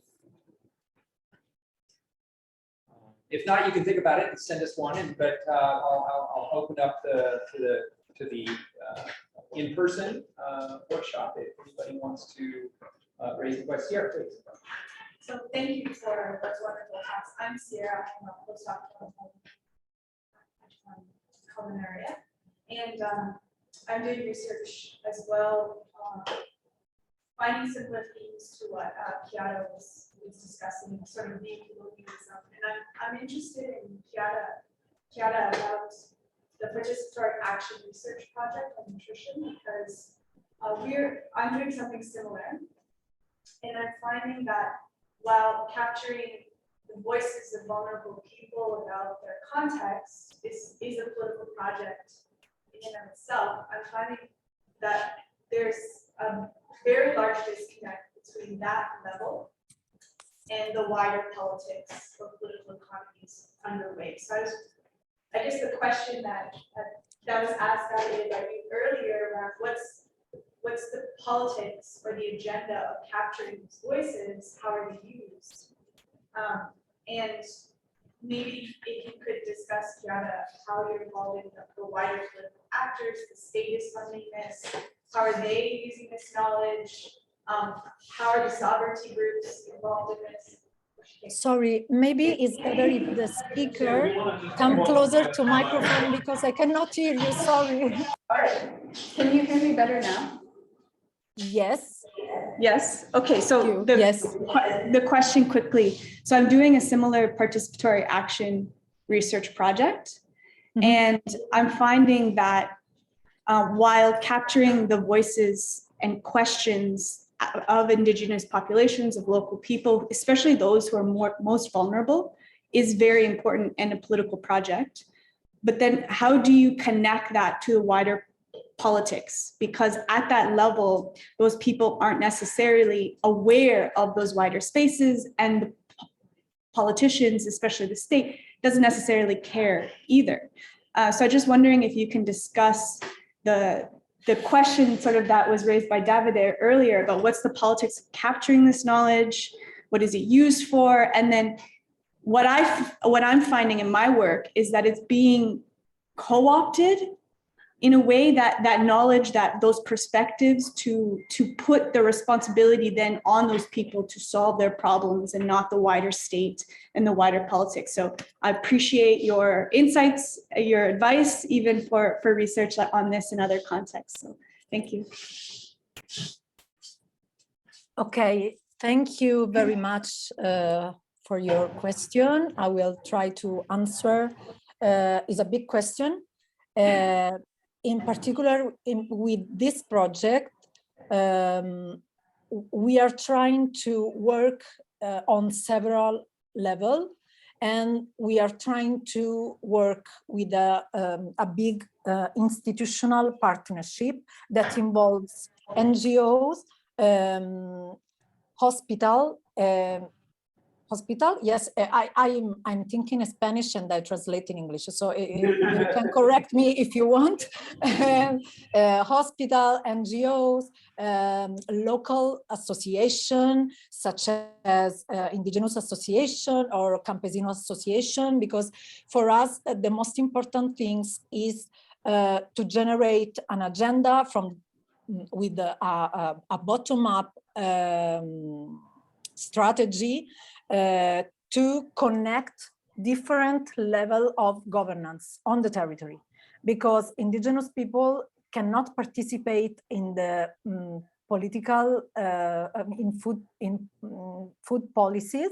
So we are trying to connect these different levels to cooperate in the food issues, because emergency policies cannot resolve the problem. So I don't know if I answered to you, but maybe the key, I don't know if this is the solution for every context, but maybe the key is to combine different level of organization and institutions. So from the base institution, indigenous and local association, NGO, university, local universities such as Salta University, and governmental institution, and so on. And this is very difficult. It's not so easy. I don't know if I answered. Thank you very much. Very interesting. And good luck. Okay, thank you. So actually, I'm sorry, I'm gonna have to cut us off here, Vicky, but I do want to say, just first of all, that this is a perfect example of the ways in which I think that the two institutions' research really has a very helpful way of kind of informing each other and improving both of our work. And of course, that's really the goal of the larger project that the Feeding City Lab and that Joe's research is really gained at. It's just, you know, building these global connections and learning from the experience of others. And certainly I think that, as Davide said, I think there's a lot of really exciting potential for collaboration between our two institutions. So I'm going to, unfortunately, have to cut. Yeah, no, I don't yet. First fish, I don't think it's there yet. Oh, so we can continue on. Oh, I'm sorry, yeah. Nino, please. First fish, okay. They are here. Okay, Oh, but so we do can we take 1 want to minute? jump in or do we? Can we take 1 minute or? Sure, we can do a minute and then Yeah. we'll get some samples out. Everyone's ready to try some wine. We'll Yes. start. Okay. Just a couple. Yeah. Just a quick question Yeah. for the media. Yeah, Nina, just introduce yourself again. My name is Maybe Nino. go to, so. My name is Nino Variola. I'm a postdoc here in Culinaria, and I have a methodological question, I guess, for the media. As someone that studies contemporary discourses around food and nationalism, I always have to face the problem that claims of authenticity based on a remote past, say the Incas or the Aztecs, are always, of course, socially constructed, but you know, they're often hard to prove because we have, you know, writing in the case of the Incas can, you know, say, yeah, yes, ceviche comes from here, for example. I studied the racial politics of ceviche, and claims that ceviche comes from, you know, the Incas. So how, in studying a local indigenous perspective, in the early colonial period, how do you manage methodologically, like how do you reconstruct that perspective? Like, how do you do what kind of documents? Okay, thank you for your question. As we said, that the amount of sources we have in early colonial Mexico is rather reduced. But on some instances, these sources are extremely interesting because they're in indigenous language, only afterwards translated into Spanish. And so at first, some of these discourses were not produced for Spaniards, but for the indigenous world. So they were talking to indigenous people, building indigenous histories. And so at that level, it is more difficult that you have like this essentializing discourses, or at least you have different discourses, because they were also talking incredibly enough.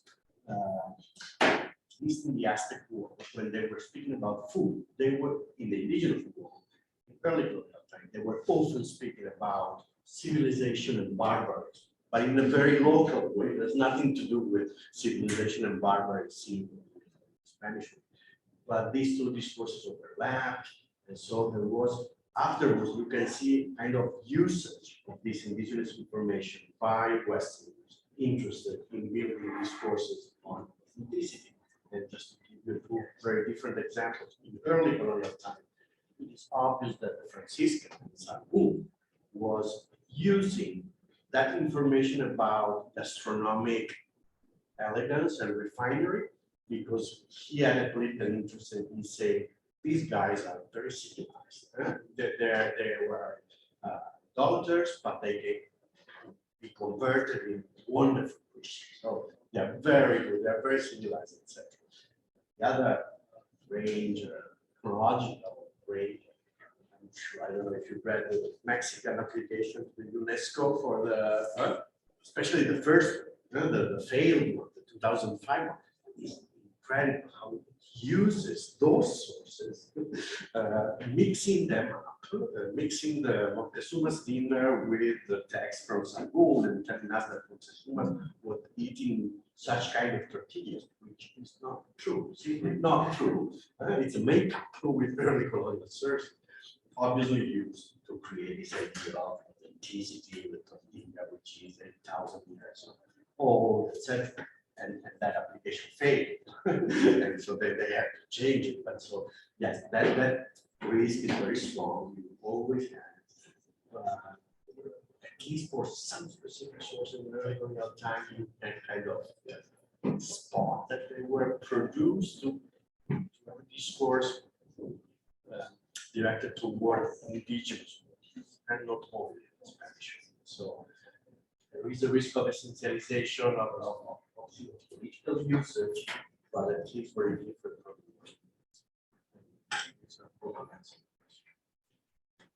Okay, wonderful. Well, thanks to the presenters.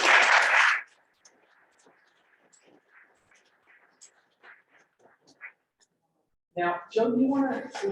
I'll just let people know what's happening. So we are very, very privileged to have, we've been talking about the indigenous food base and indigenous cultures. We actually are very privileged to have two people with us who are going to really give us an experience of not just the histories and cultures, but the food ways of Turtle Island. And we have a representative, Michaela, of First Fish, which is an indigenous owned business, wonderful sustainable fish. And we have Nola, who is an indigenous knowledge keeper. So I'm going to ask them to speak for themselves. But the idea is that we will taste and learn together. And by the way, the Yogi magazine has asked to record this session, so I hope that is all right with everybody here. And for our audience at a distance, just let us know if if we need to move the owl or make the sounds better. I think it can be moved a little bit, no? But actually, when you're speaking right now, you want to find the share. Then we can take it closer to the Nala.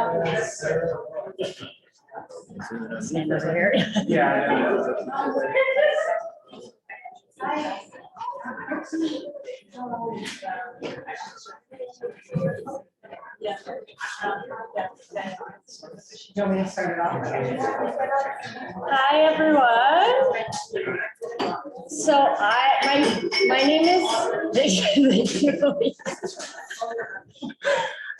my name is Michaela. I'm here from First Fish. We're First Fish Distribution.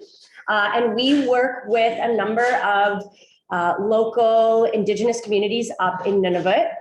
Specifically on Baffin Island, we're working with Pengnartung and Kikatarjuak. However, my pronunciation on that is probably just a little bit off. And then Rankin Inlet on mainland Nunavut. And so what we're doing is we're really just here to share their story, to be able to bring you guys some Arctic char that they've caught from up north. All of this char would have been caught during the winter fishing season this winter. It's all ice fishing that's done there, and it's really incredible. Baffin Island, I don't know how much you guys know, but it is the 5th largest island in the world, but with a population probably a bit less than 12,000. So the environment is relatively undisturbed compared to a lot of places in the world.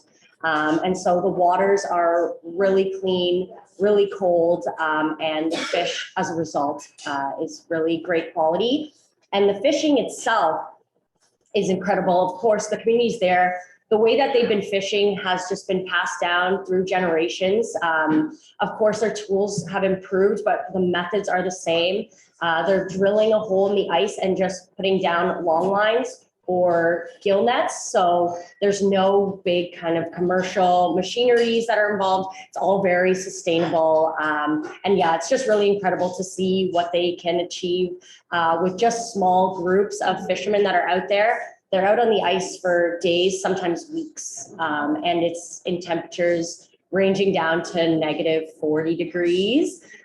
So it is really, really incredible what they do, and I feel very honored that I get to share their story and their culture through the fish with you guys. So yeah, I think that is a little bit of the introduction there. I hope you guys enjoy. There's some smoked fish for you to try right now, and then of course you'll be having some char at some point later as well.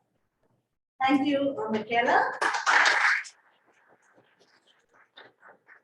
We have a lot of equipment in the Culinaria kitchen, but it's only recently we've been privileged to actually acquire some of the material culture, but also the working artifacts. We talked about the labor in the morning, and actually what Nolan has shared with our students at the Culinaria pop-up earlier this year.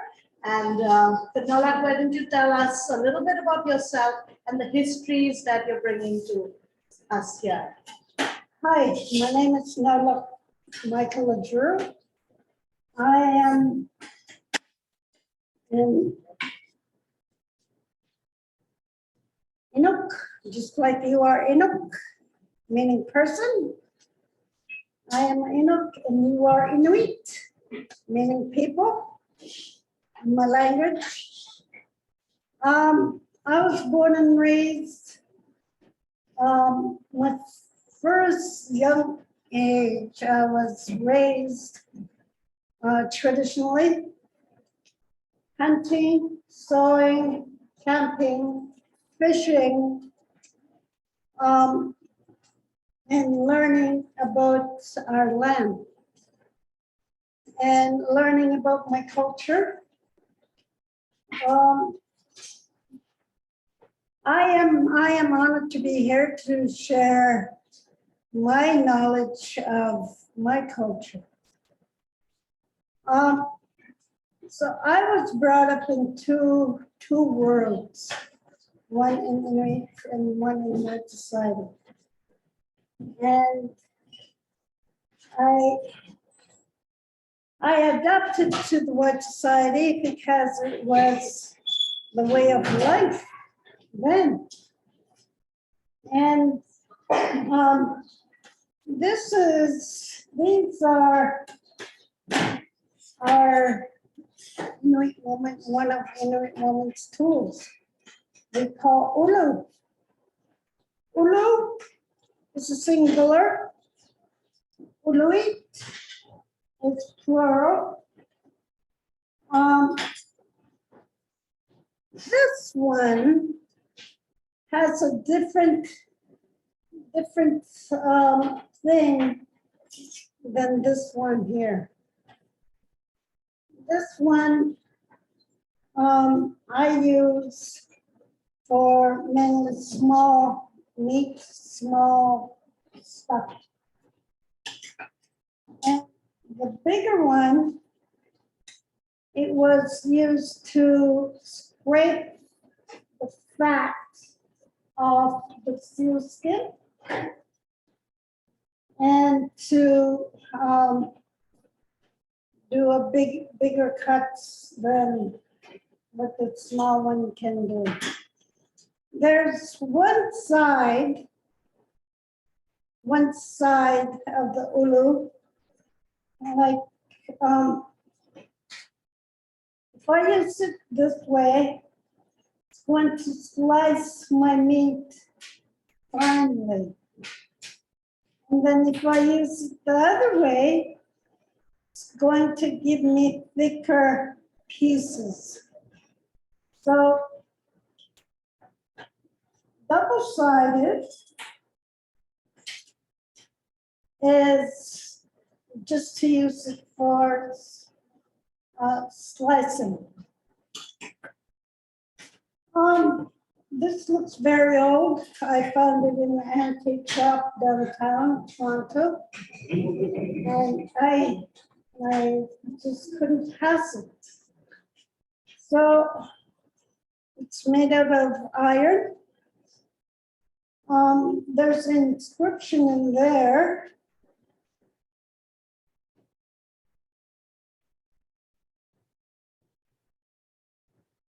I don't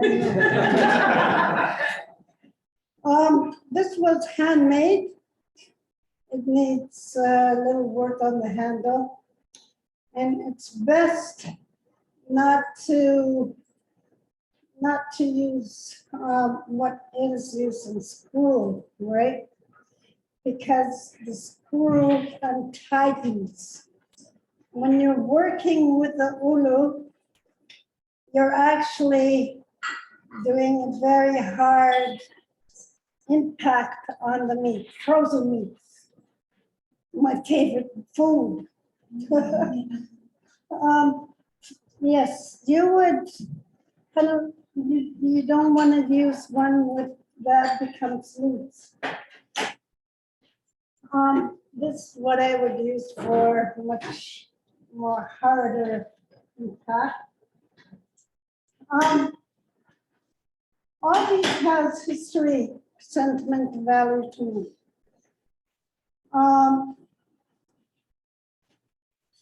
This one has a different purpose. This one is to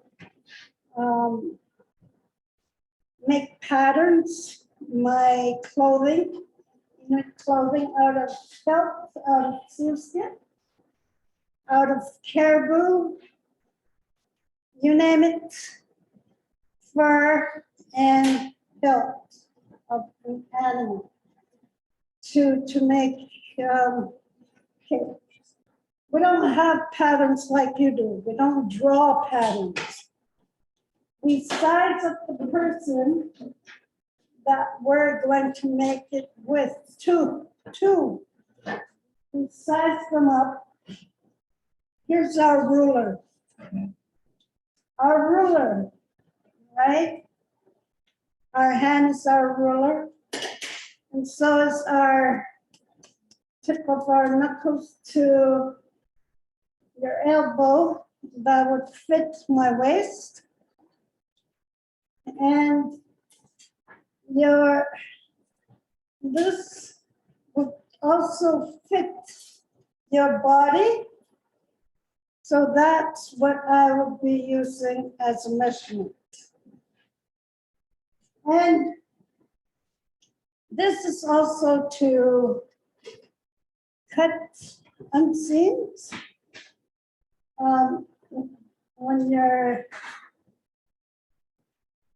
If you make a mistake of making with your sewing, this is what we use.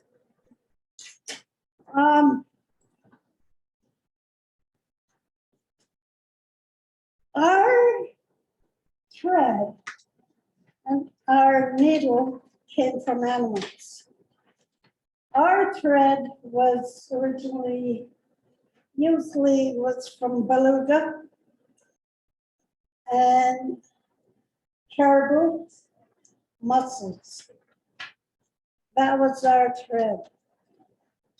Now, we don't waste anything from the hunt that we catch of the animal. We use every part of it. What we don't use, we kill time making jewelry, making sculptures, whatever, to tell you that this is what we hunt, this is what we did, this is who we are. And everybody here, you may not realize it, but you are very special. You are put on this earth for everybody in your life. I am very thankful for them inviting me here. Now I am part of your life, in your memory. Oh, I remember that thing. I was taught that thing.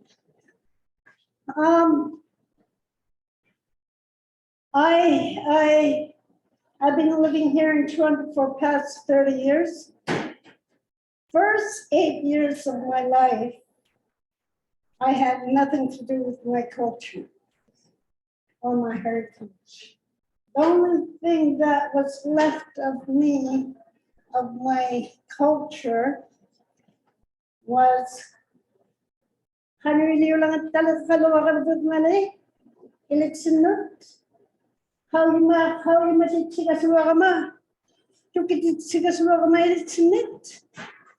it's my language.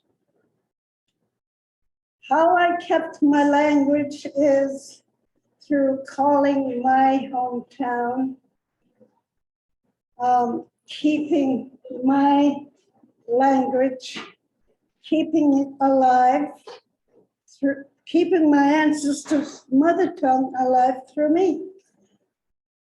But it ended from me to my children.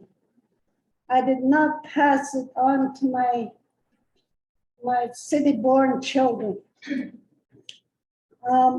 Because they are in the city, my language, my heritage, my values meant nothing in the city, which we in the community of Toronto is trying to change.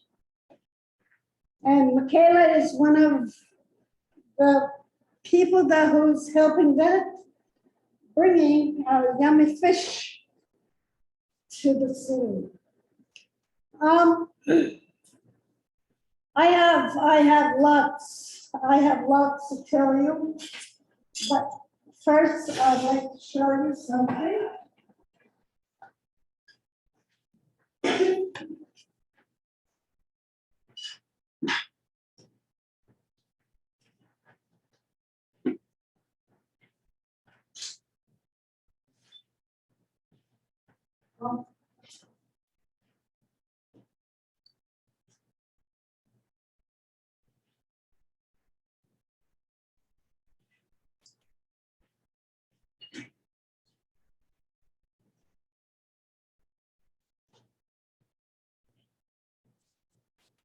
Soy sauce. Yes. Soy sauce. Soy sauce. Apologies to the Zoom audience because Nelok is actually working at the counter cutting the fish. I'm afraid we don't have a camera there, but we keep the audio on. Hi. This is one of my favorite foods of the night. Beluga. And beluga is one of the most nutritious food that we eat.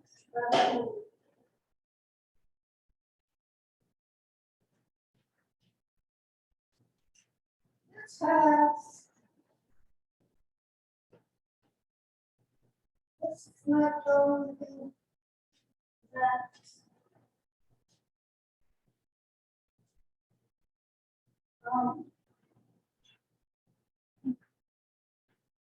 without the fat.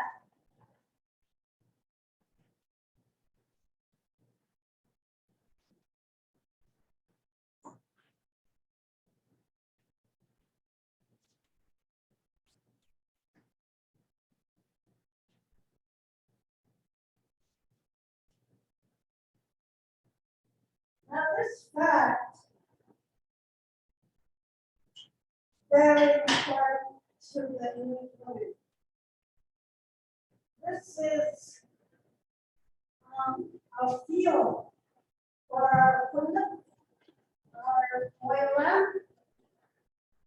And we have to extract the oil from here. I don't have the tools to do that right now. So believe me, you know how to extract the oil. That's how I do it.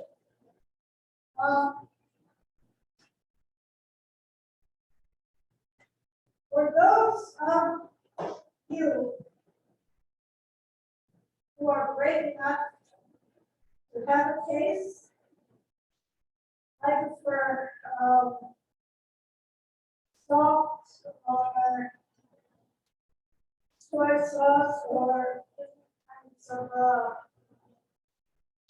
seasoning. I prefer soy sauce.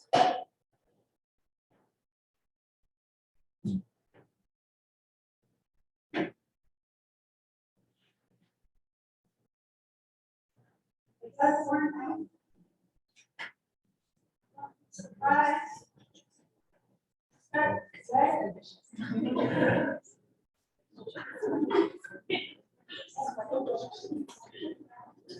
Yes, this is one of the things that we eat.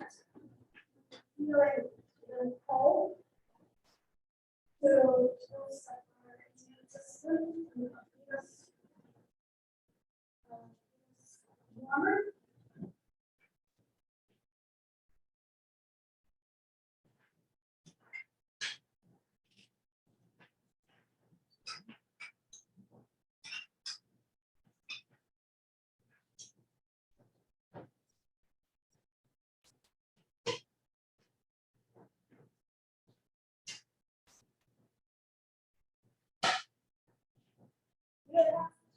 We have to actually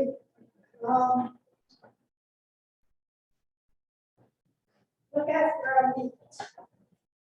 Make sure it doesn't go rotten.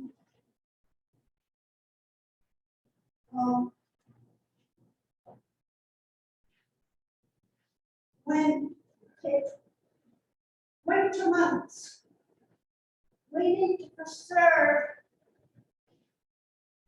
our meat for the winter. Because in the winter, we hardly have anything to hunt.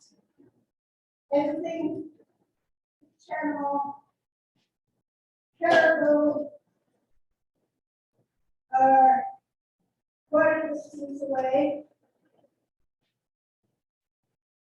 You might be lucky to come across a polar bear, so you don't get eaten.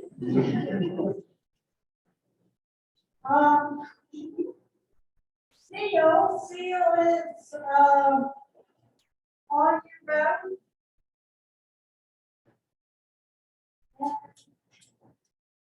Very nutritious.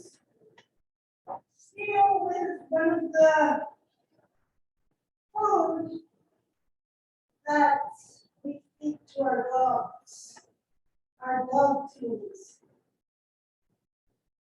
Our dogs had a huge role in our lives. They looked after us. They kept us safe from polar bear, wolves. They hear much more than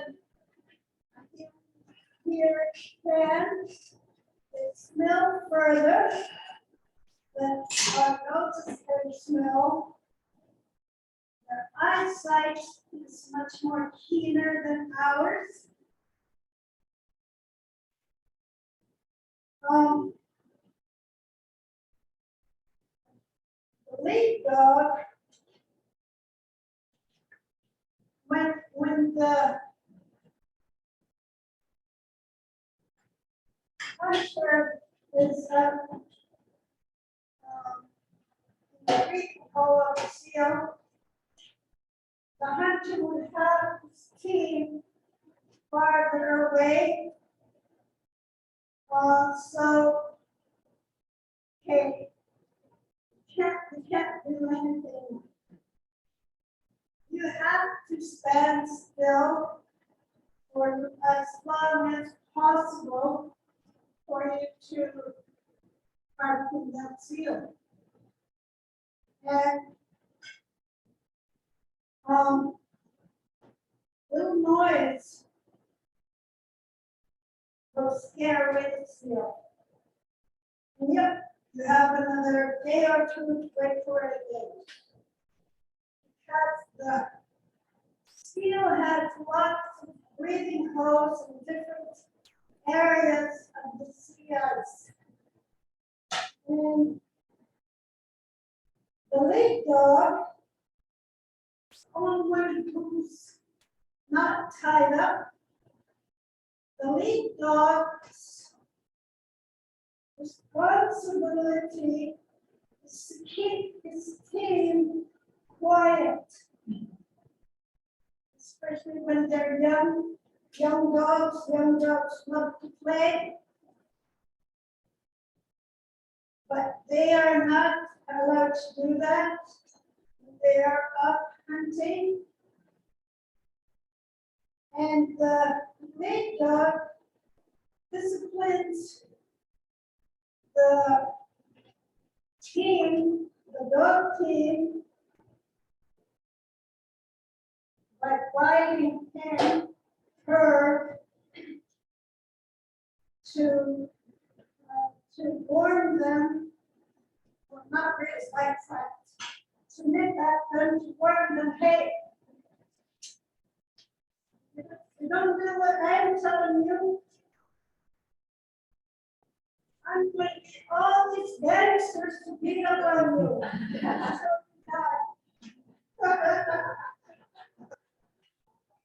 For us. So, the dog.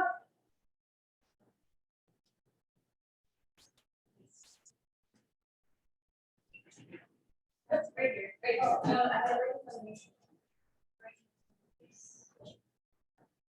Yeah, go. Small, yes.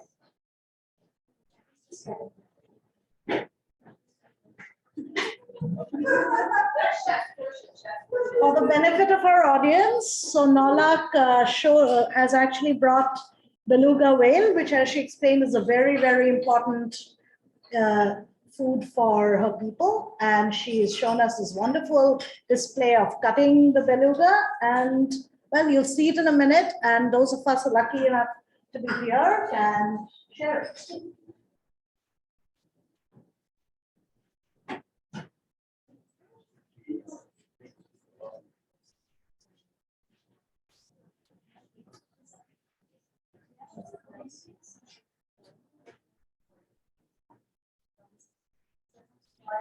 And then baskets.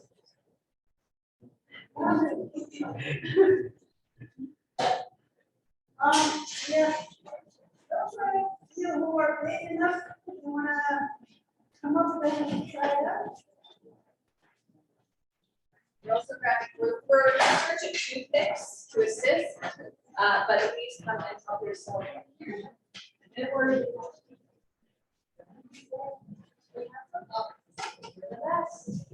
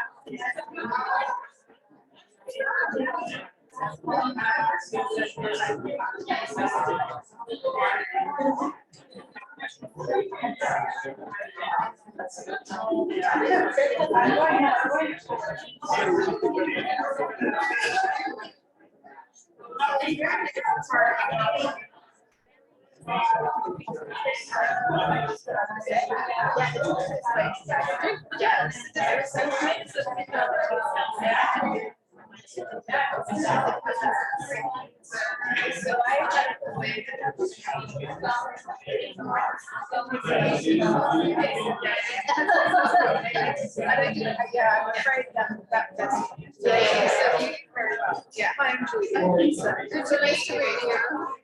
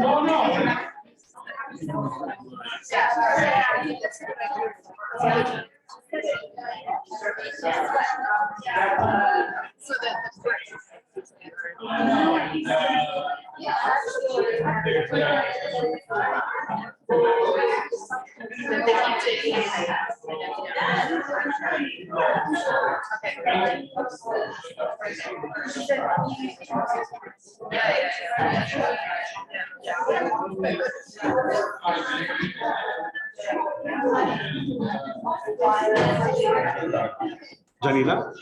Oh, hi. I'm Daniel. I don't know if you remember from the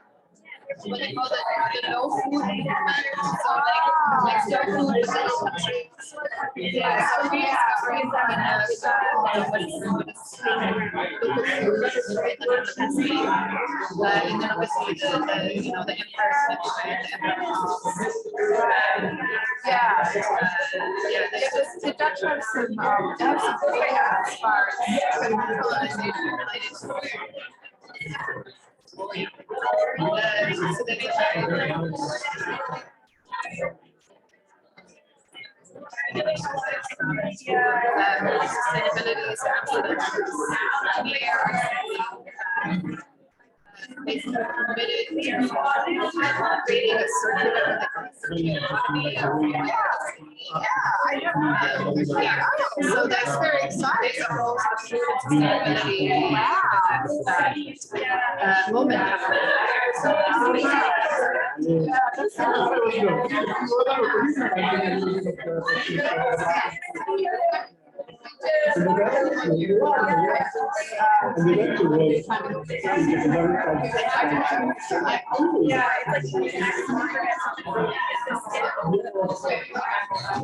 She's currently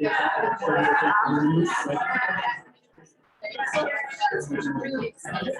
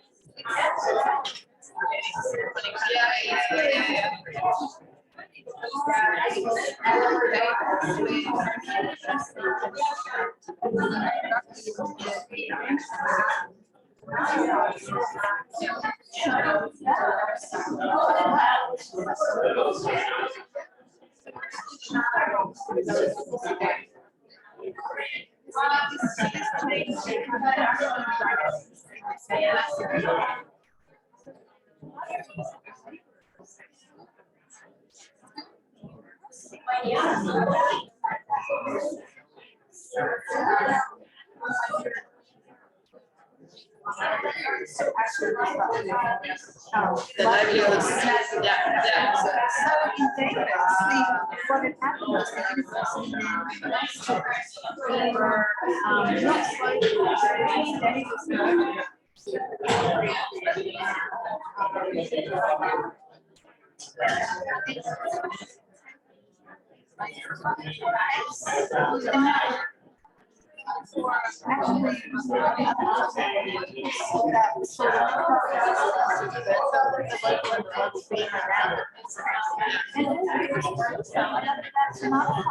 Yeah.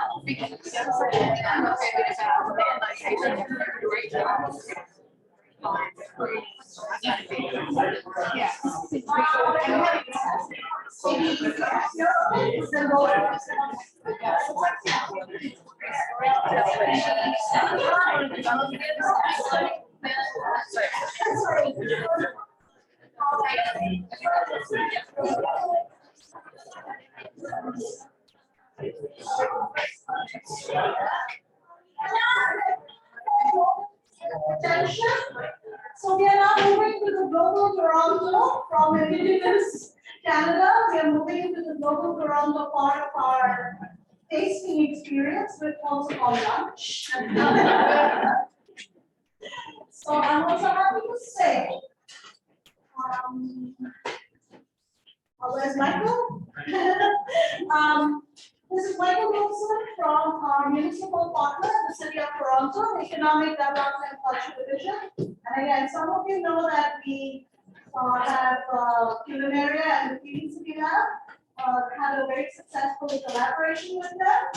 And this is one of the manifestations of this, is that our students, led by our wonderful postdocs and interns, they will study with the division of Michael restaurants, racialized indigenous middle and small family restaurants, with special attention to the impact, good or bad, of the government support programs that were conducted during the pandemic.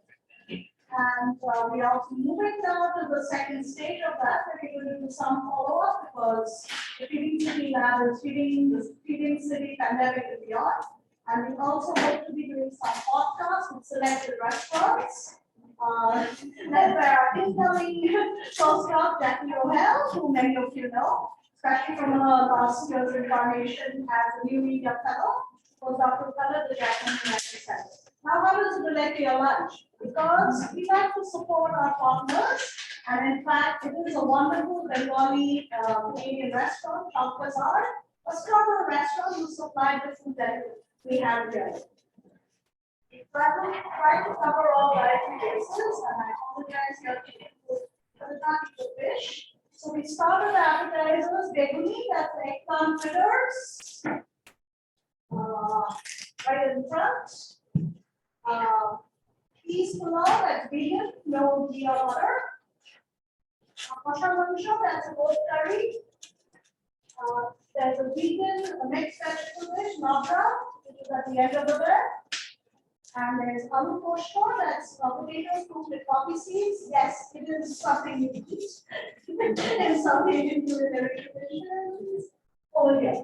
So that's also vegan. So those two are vegan vegetarian dishes as the rice. And for the meat eaters, we have goat curry. And the beguni is vegetarian, vegan, but not gluten-free, obviously. So for anyone who has celiac issues, stick to the two vegetable dishes and the rice. And obviously, you can non-vegetarian.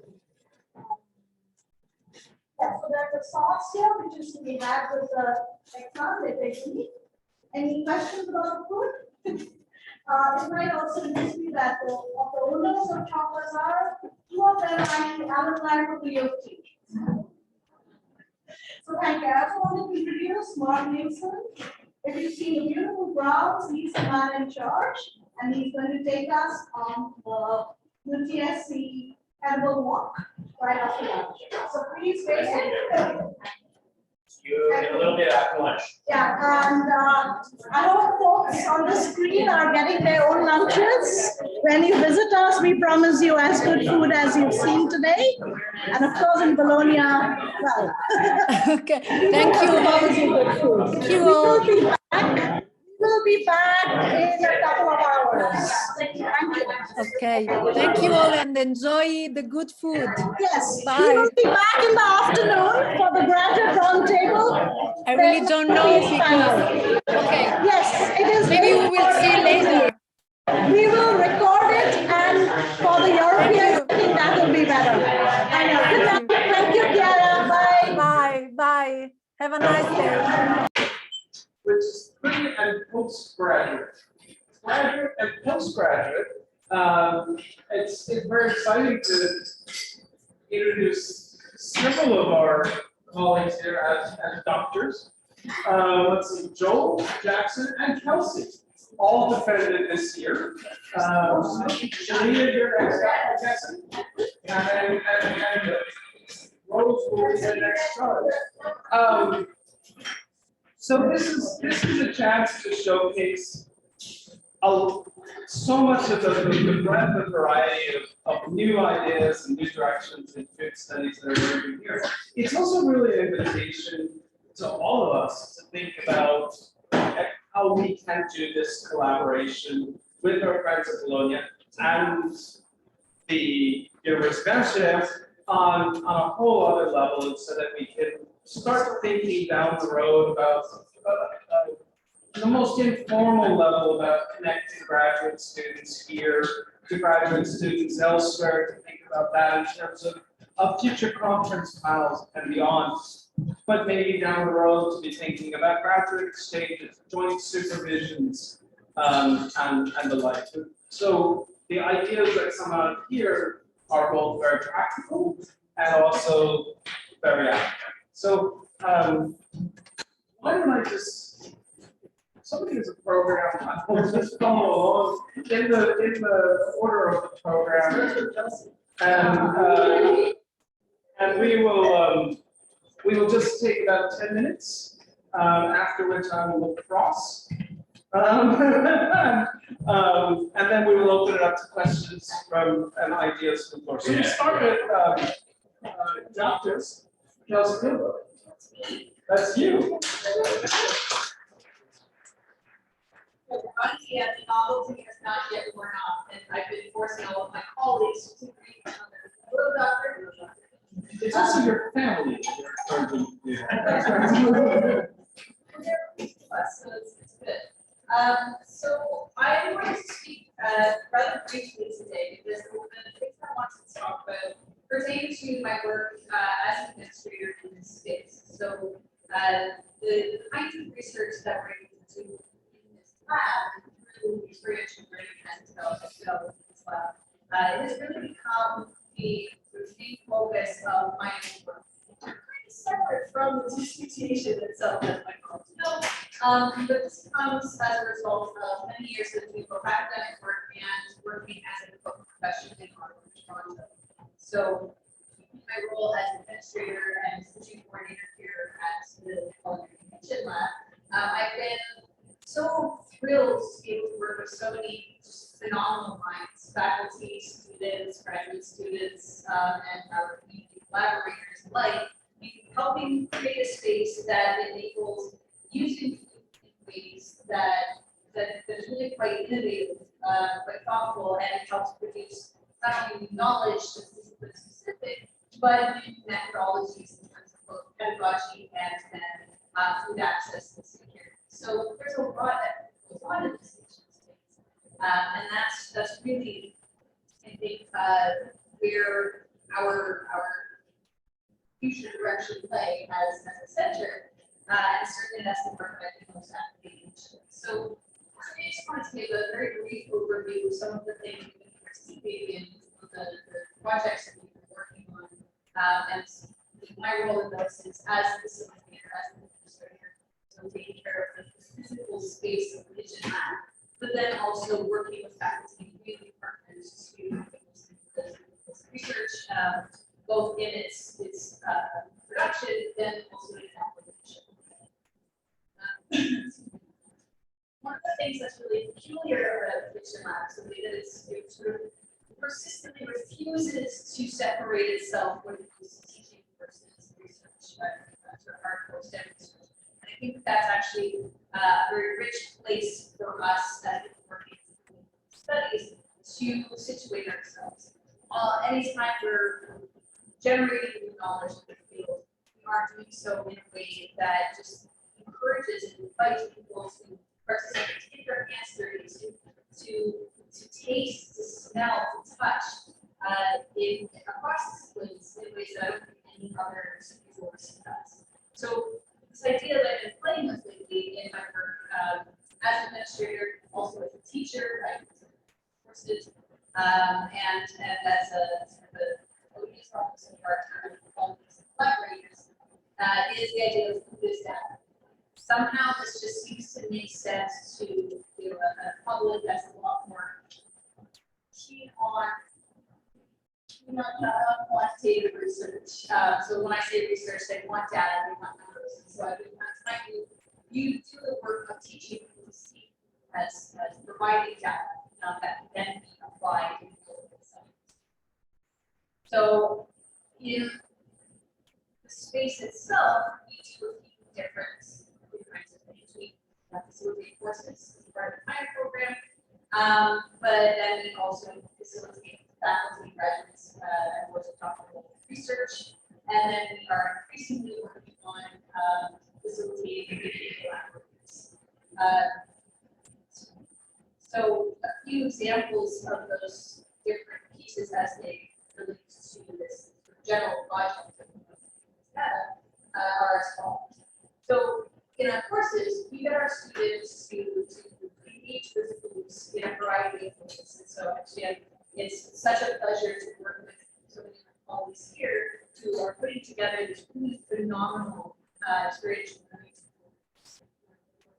people, and encouraging students to look at historical lessons, to recreate historical moments, to recreate sort of political moments as expressed through these steps, to think through industrialization, medicine, and things that have, are so deeply ingrained in our daily experiences that we don't think about it, but getting them to think about it through food, just like turns it on its head and just provides some opportunities for students.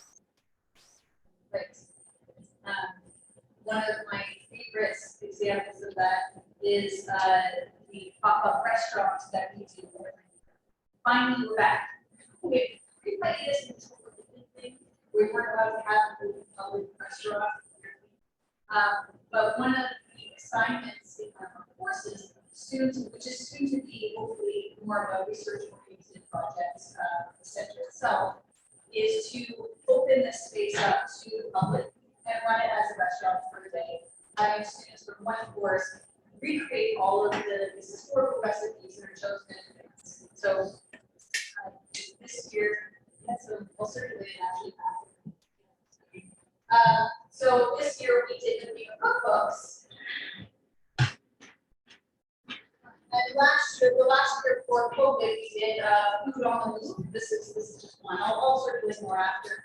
But thematically, we get the students to engage with these ideas that they're working through in the course, and in different historical epochs. So history and geographical areas intersect this and a menu that they are then required to come in and cook from scratch and present to teach to the public as a part of this, basically their midterm.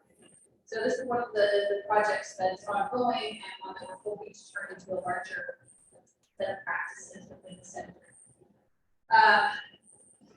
In terms of faculty work, we are moving increasingly towards a more research-oriented model where we are able to facilitate faculty research in myriad ways. So we have a publication that just came through the last edition of Gastronomica, where Professor Jeffrey Pilcher recreated a 17th century Mexican fudge recipe in this kitchen. So he and biochemist and I triangulated our various specialties to try and create this concoction that had very little in the way of recipe. From that, we're able to generate new information, new historical data, and he needs a lot of the stuff that didn't work. Not every experiment has success. And then from that, obviously, publications. Now, in terms of where research of pedagogy meets, I think this is one of the places that's quite curious and quite interesting in my personal area of key interest. And it's the place where inevitably our work with food and access to and I was discussion earlier where it was in Fred Masco's talk at the beginning of this session today, this idea of connection through food is one that we speak with every single time we do an event. And so some of the work that has been coming out of recently has been developing new training methodologies for teams. So our food scholars in training, our next generation of graduate students are increasingly coming into the field with a greater knowledge and set of practical knowledge and skills. And I think that this is one of the things that is such an easy translation between the commercial cooking world and the theory, the policy, and the law that we're all trying to incorporate into our own teaching models, as well as the education models that we're working on trying to build. So this program of training has ramifications that I think will see bearing fruits in the next. I appreciate again everyone at this table for being like things in these initial training sessions. And on that note, there is some work being done with one of our partner institutions, Centennial College, to try and develop a program that will do similar kinds of things for our undergraduates in food studies. So they'll get theoretical training, they'll get the foundations and methodologies of food studies, in addition to a formal practical culinary training program. So that's something that's hopefully coming up in the future, but we're doing the work of thinking through and developing resources for it in the context of this kitchen lab and preparation of our own students for their cases. Finally, in terms of our community engaged work, as I said, these things inevitably all intersect and feed into each other. But some of the projects that are providing great avenues for working on these research and on this data collection is through our work with community groups like our work with the city or the food learning innovation place kitchens, split kitchens in North York, as well as our work with the Startup Network to develop new models and not just models, but like actually execute models of food access and supporting and empowering small food entrepreneurs in the GTA, Scarborough and the GTA, as well as empowering youth. So in the coming months, we're looking to incorporate those models into a working community workshop system here, where we'll be hopefully able to support small food entrepreneurs in a very real sense through licensing. So being able to provide our space as a site for food production for sale. So fingers crossed, everyone, that comes through this year. But also for training young people in some of the basics of the food industry so that they can go into another possible career avenue with knowledge and the safety and the skills and the safety knowledge to protect them as well as to protect consumers. So creating a system of food production and consumption that is about empowerment, it's about knowledge, and it's about bolstering those community connections that are really central to the work. So in all of this, we are keeping notes, we are collecting feedback, we are asking for written, informal and formal written reflections on the work being done in the center so that we can have data to work into some models that we can simply apply to future groups, future collections of students.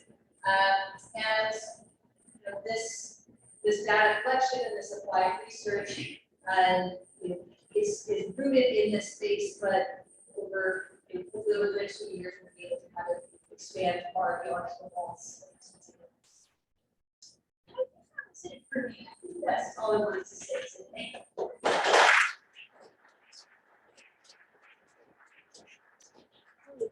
Thanks, Doug. Yeah. Might ask people to Zoom people and here and also our very first postcard testimony is there. So,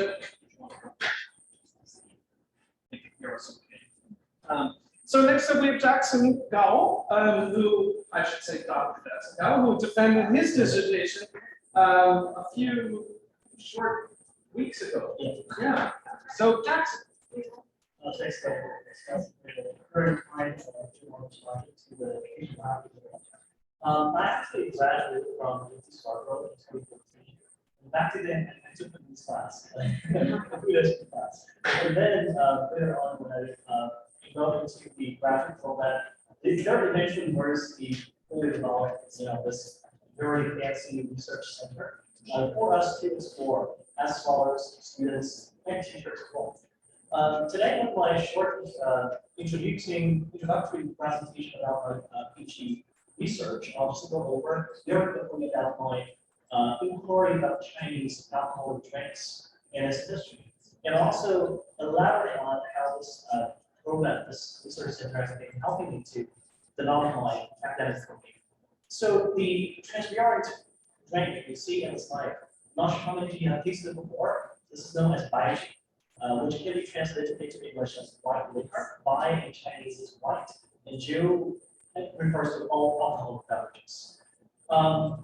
In fact, after I completed my dissertation research, I'm currently working on an article to talk about the translation of jiu as a Chinese vector into English. So I assume there's a very fancy history behind it. But talking about this liquor, this transparent drink in 2022, just some data to share. The Chinese population consumed an amount of over 5.973 million kiloliters of baijiu last year. So, so that equates to approximately 0.939 gallons or 3.56 kilograms per capita. This is a traditional Chinese spirit with a high alcohol content, typically ranging from 40 to 60% alcohol by volume. So that gives us a rough sense. Well, baijiu, in its older name, has been the most popular most popular distilled spirit because super by the Chinese people since the early modern times, it has come to symbolize the drinking purpose of Chinese individuals over the past 3 to 4 centuries, roughly speaking. Now, however, although this focus on Baiju, besides it, many Chinese people in the younger generation, in the 20s, 30s, my own generation, few of them have ever heard or tasted any fermented beverages in Chinese tradition. So I was wondering why this transition took place since the 16th century. Historical documents from the 1800s, one of them we're seeing here, that graphic picture there was actually published in 1805 by a British traveler in China after collecting about 60 of those paintings and published. And the remark they put there is that this is a very pure drink that we really dislike the taste of it. And I find that this kind of depiction was very universal in the 19th century in English like province. And also after the 1950s, the 1960s, the 1970s, when Chinese foods became more popular in North American society, however, Chinese drinks remained relatively unknown to the main clientele in North America. So that really drove me into this recent project. And I began this journey into the archives of Chinese alcoholic drinks and drinking culture. Began with this fundamental question here. Finally, that document over there is a Russian document dating to the 1880s. There was a diplomatic correspondence from the Governor General of one of the northeastern provinces of Russia that he wrote to the Chinese Foreign Affairs Office saying that your drink imported into Russia has to be abandoned because of this very bad smell and its harmful effects on human bodies. And he was making fun of the Chinese of the drink, saying that you use poor quality raw materials, sorghum, for example, that he said, these are very bad materials that should not be distilled into spirits. So this caused actually a 2-decade-long debate between Chinese government and Russian government. So I thought this is quite interesting. And so is the key just like with the mouse on the actual presentation itself? Yes, Okay, thanks. gotcha.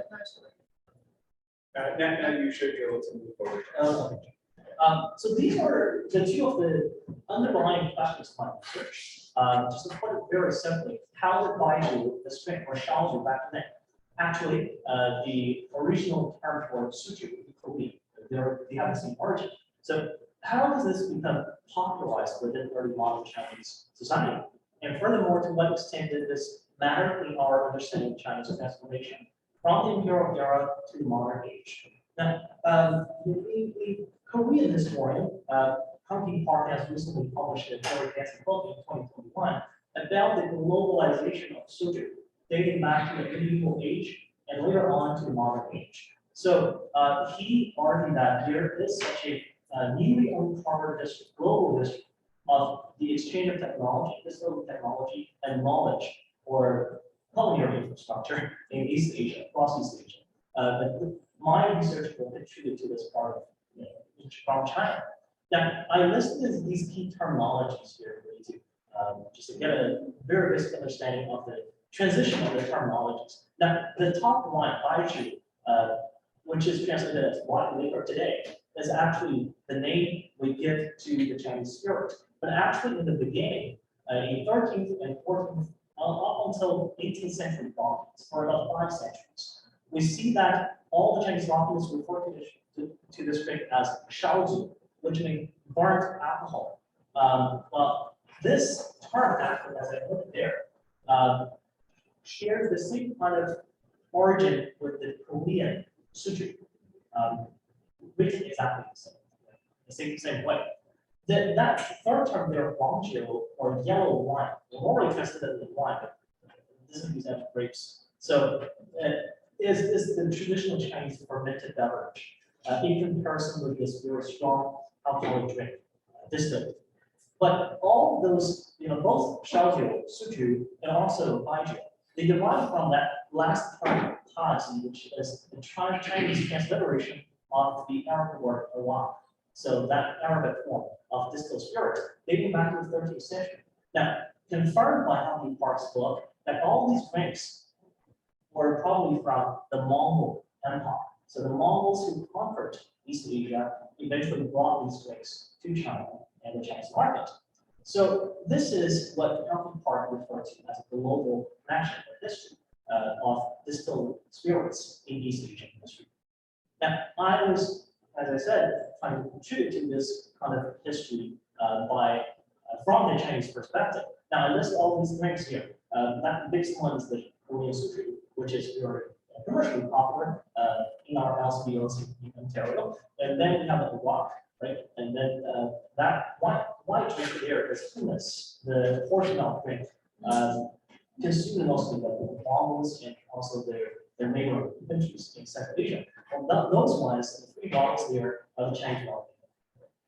So most of the important ones, of course, the Huizhou Maotai, which has become a national since the 1950s, because China allowed it. So, well, so my analysis actually focused on these 4 things. I think these are specific and unique perspectives that food historians can contribute to Chinese history, which I'm trying to bridge. So these questions have not been so much thought out by Chinese historians in their own fields, but I think as a food historian, I can contribute these insights into my research, into the general scholarly debates on Chinese modernization, nationalism, and also cultural transformations. So to put them very simply, first of all, the reciprocal relationship between consumer culture and taste preferences. And by this, I mean that with my documents, I was tracing to the beginning of the popularity of baijiu. And I found the most interesting thing is that before the 18th century, this drink remained largely a favorite beverage of the poor people and the soldiers. The literary elites actually despised them. They never drank it on large scale. So why did this happen? So before the 18th century, and how after the 18th century that this became nationally common? So that was the first important. And secondly, legal and moral implications of drinking alcohol use, which has been very sophisticated studied among European historians and American historians. Role of culinary theory in the structure of the third one, and last but not least, interplay of alcohol consumption and construction of national and ethnic identities. So these 4 focuses contribute to the framework of my research. Well, I have limited time, 30 seconds. Okay, so yes, limited time. All right. Well, the last but not least, I just wanted to elaborate on how this culinary research center has been helping me to grow my scholarship. So I listed 6 points there. And you have about 10 minutes. All right. Well, as a graduate from UT Scarborough, I really get lots of support from faculty members here. Dan, you're kindly supporting me, Joe as well, and maybe Jeffrey. So networking opportunities, I get lots of them. So from this research center, and also presentations like this one, and also several other ones that very large-scale international conferences, and also allowing me to also bring this component of food history into my research and presenting at Chinese history conferences. I also got a fellowship in 2018 from this research center that financially helped me support me with my research trip in Taiwan and China in the archives, and also my research and writing in general, all the kind of biases from Dan and many other scholars here. Teaching opportunities, my own course dealt the history of East Asian drinking cultures, and also the eating and drinking of Global Asia. I'm teaching right at this stage in this summer. And also, as Kelsey elaborated before, lots of spiritual learning opportunities. Like we're working together with the little white confession, the white ferment that we find from the Solvetsky recipe. And we're trying to make that. One of my students recently suggested to use this to make a mapu, which is a Korean drink that uses a similar white ferment like this one. And also we've been experimenting with several very interesting 13th century little wine recipes of tea. Well, very contrary to our impression of Chinese tea nowadays, which just use hot water and boil it. Back to then, they use lots of fruits, sugar, and spices, even garlic inside the tea. So those are the things that we have been finding from the archives, and then we're trying to make them real in this lab. So I guess my time is up, unless my thank you very much.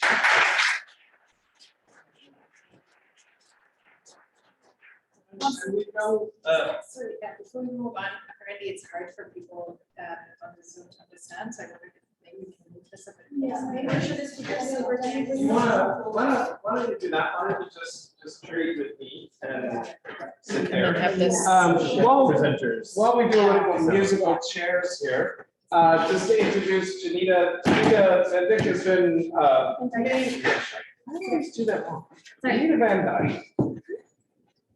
I will learn to pronounce it right, has been just an absolute mainstay in our graduate community here, completing her dissertation soon.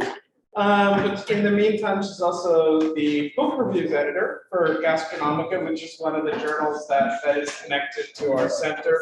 So if you want a group review of your book, so Janita, whenever you're ready.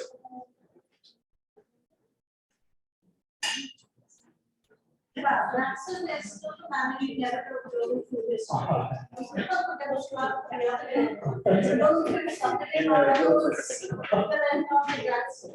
Okay, all right.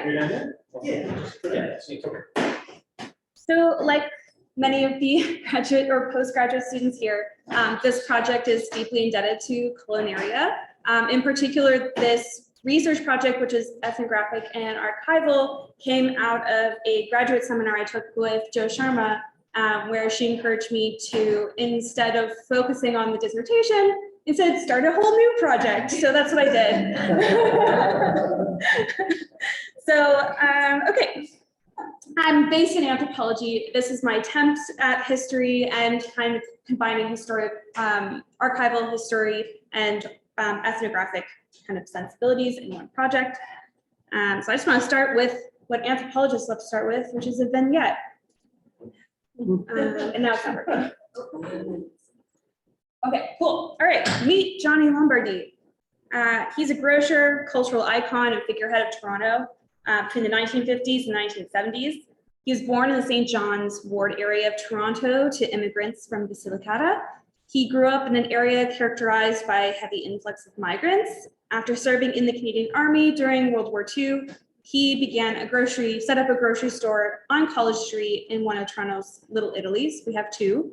And he primarily imported Italian staples such as cheeses.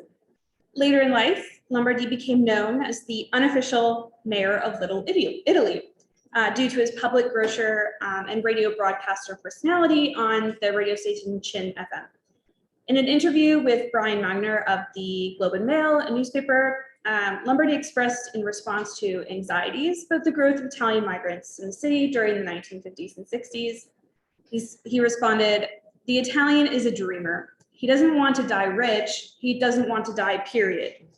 He wants to come over here and live comfortably, have his own home, his cheese, his fruit and olives, his veal parmigiano and lasagna." So Lombardy framed Italian Canadians as what we now kind of call model minorities. They're ethnic groups that didn't upset the existing Anglo-Saxon hierarchy of Toronto. In writing of Lombardy's persona as an ethnic entrepreneur, food retailer, radio broadcaster, historian Mark Hayward notes that Lombardy presented himself, quote, as a cheerful and at sometimes clownish intermediary. But an intermediary between who and for what? What role did food retailing have in Lombardy's role as an intermediary? So often when exploring the strategy of ethnic food retailing, food studies scholars represent them as efforts to preserve and maintain cultural identity through access to food. However, the tale of Toronto-based Italian Canadian food retailing offers a somewhat alternative narrative, from fostering a shared sense of identity, or Italianità, to popularizing on a grand scale through food retailing the taste of cucina italiana. Italian Canadians work not solely to preserve identity, but also to significantly shape Toronto's food retailing landscape. So by examining the history of ethnic Italian Canadian food retailing that became mainstream, I work to demonstrate that ethnic food retailing in general is not just a tool for cultural resilience, identity formation, and community building. It's also a key strategy of class and social mobility that transforms how we eat and what we eat in urban geographies.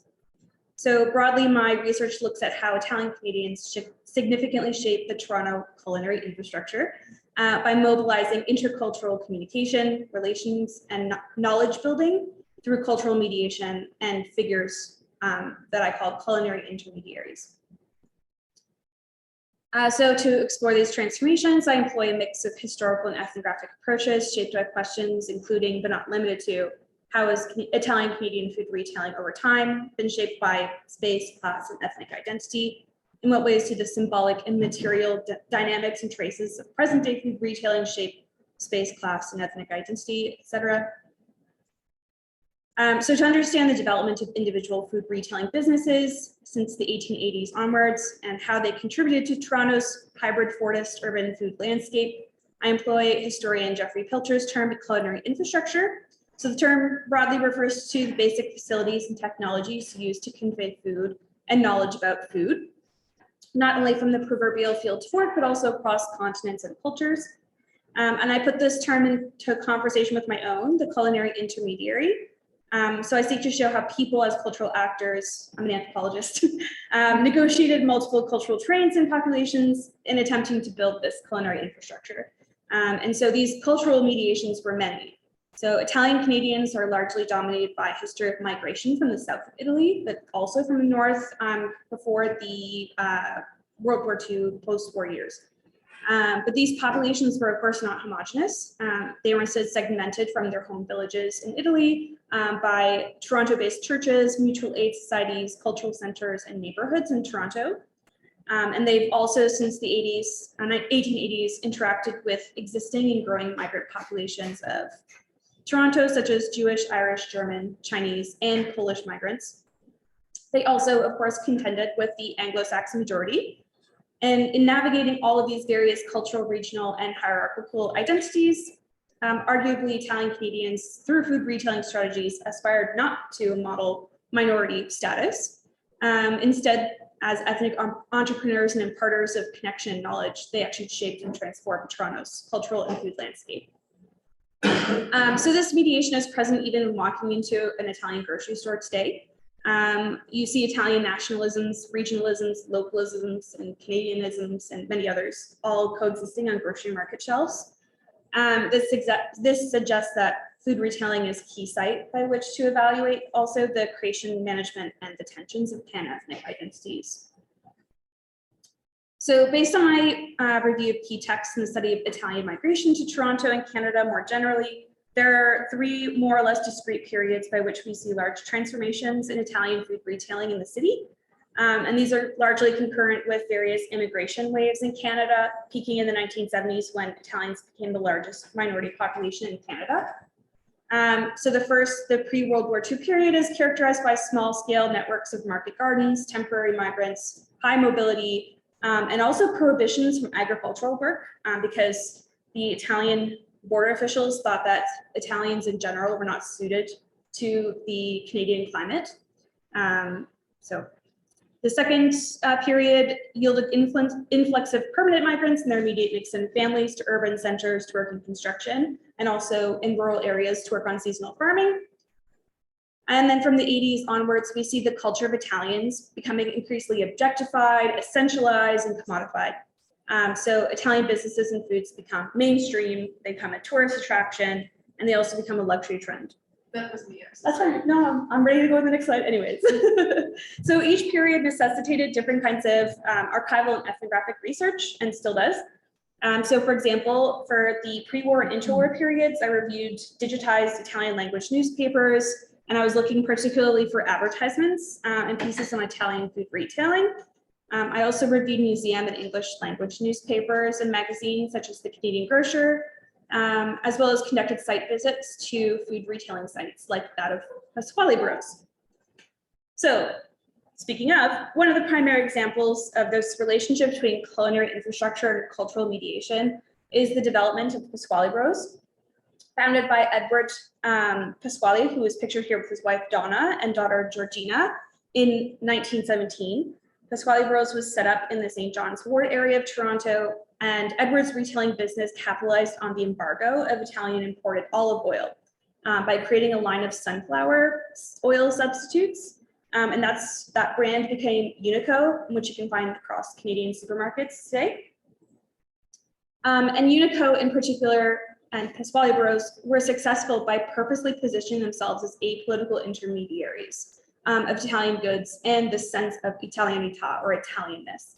So they advertised across party and political lines in Italian language newspapers in the interwar years. And they connected their storefront business, which was primarily populated by Southern Italian newcomers, with the kind of advertisements of the old guard Italian Canadian reading public, which were largely Ligurian and Sicilian. And in general, so there's a historian, Strazzeri, he notes that in this period, Italian food retailers targeted co-ethnics and created an Italian market rather than a regional one.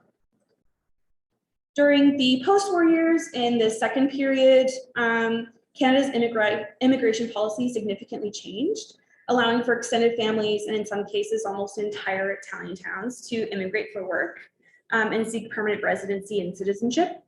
Many Southern Italians immigrated with work visas and were hired by Southern Ontario farms in urban construction projects.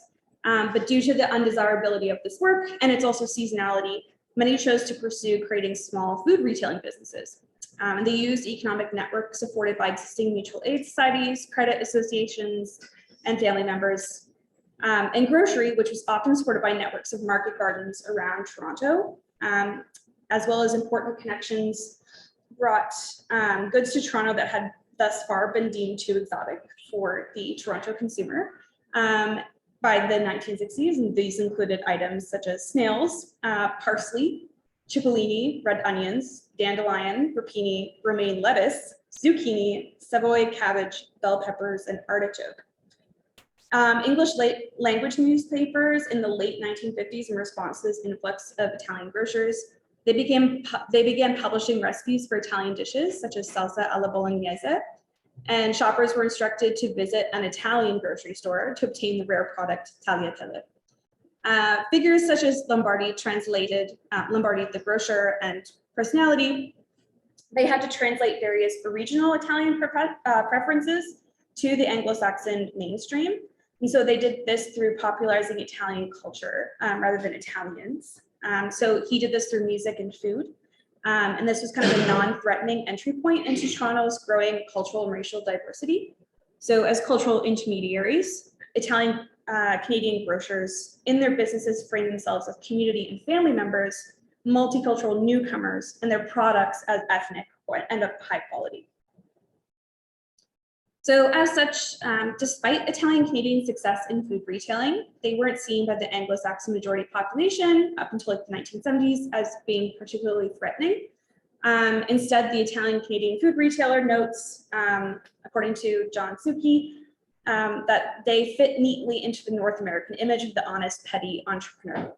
So Italian Canadian food in the 80s likewise became a very popular tourist attraction. And you see massive changes in the Little Italy's of Toronto as retailing is replaced by restaurants. So many chains and food retailing businesses themselves moved outside of the downtown core to places like Woodbridge and Vaughan, or southwest to Etobicoke. Italians were kind of integrated into the Canadian mainstream, with pasta varieties no longer shelved in the ethnic grocery aisle up into the 90s, and with small produce shops changing hands to newcomer populations. Yet these stores, even these like small little mom and pop produce markets in Toronto, they continued to be sprinkled across the urban food landscape. And even some of these supermarkets like Maselli's, Lady York Foods, Longo's, Pasquale Bros, they're still going strong, assumedly. And they're still kind of known for these family values, fresh produce.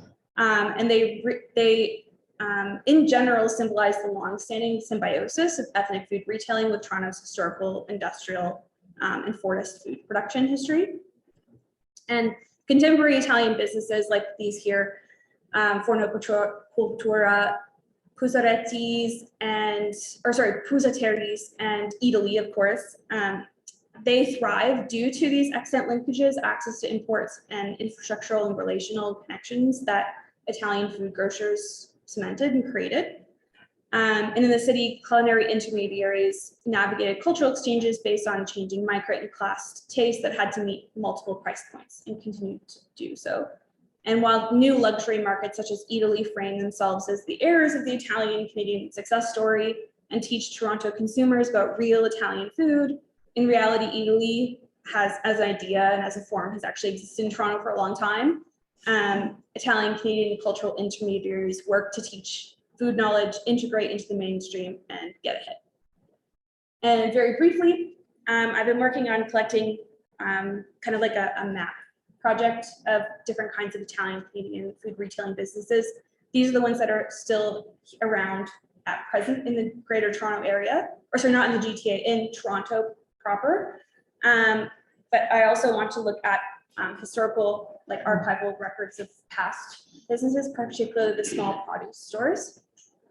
So these are, for example, Italian specialty stores. These are the Canadian grocery stores, Italian-Canadian grocery stores, and others kind of like legally. And that's everything. Yeah.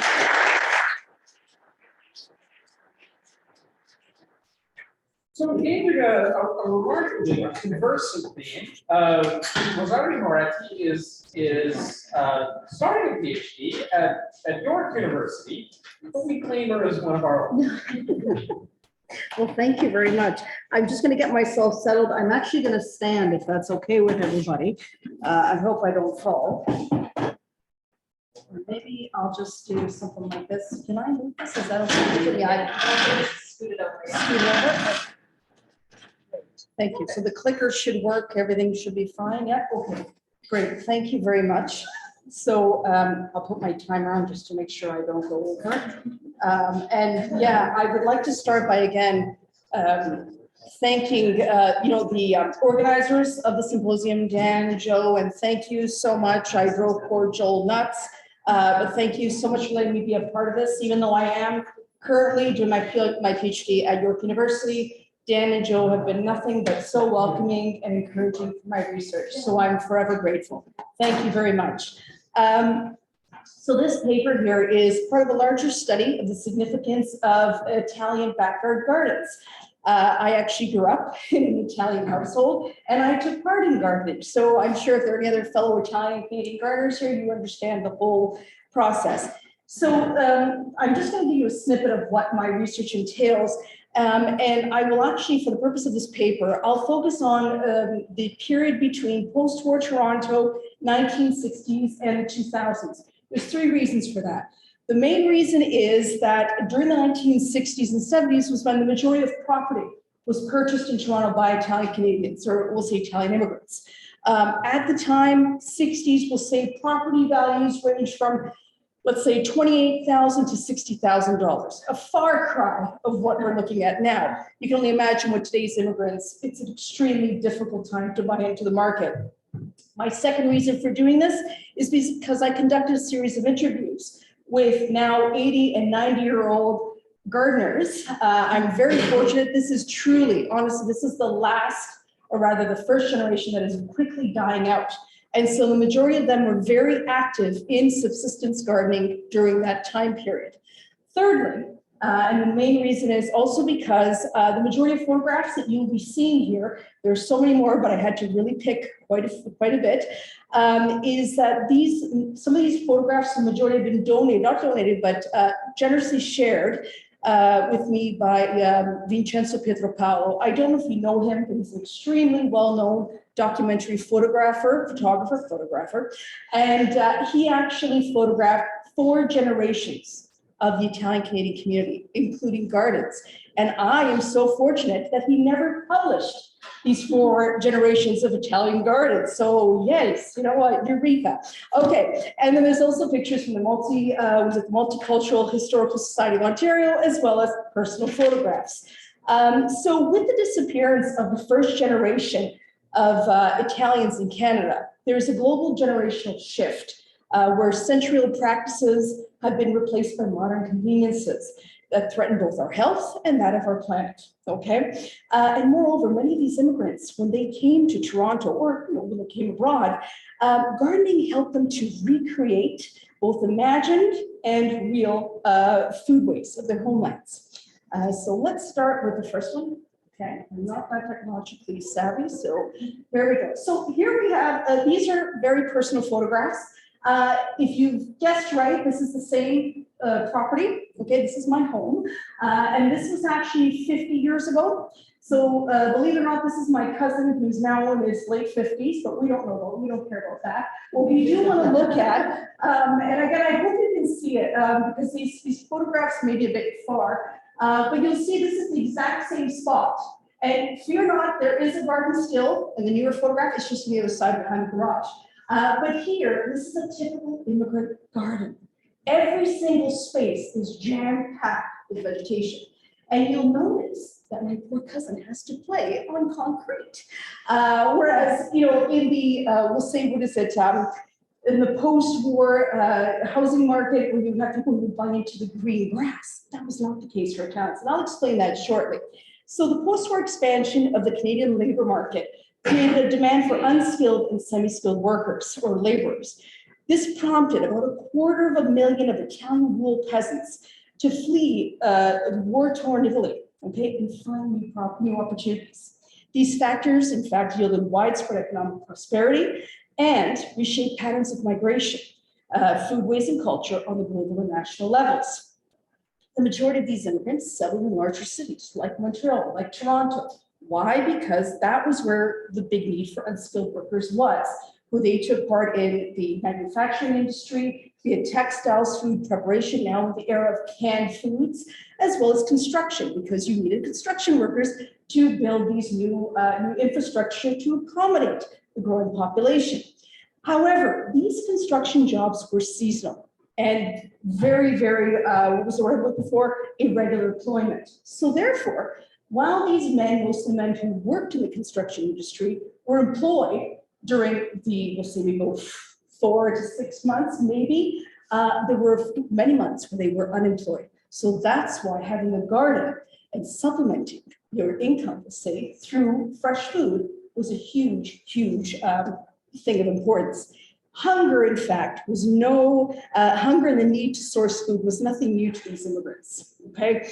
Back in Italy, they weren't wage earners, but peasants who plowed land, shared crops, and worked the land for survival, okay? And they followed the moon cycle, which I would love to get into, but I can't right now.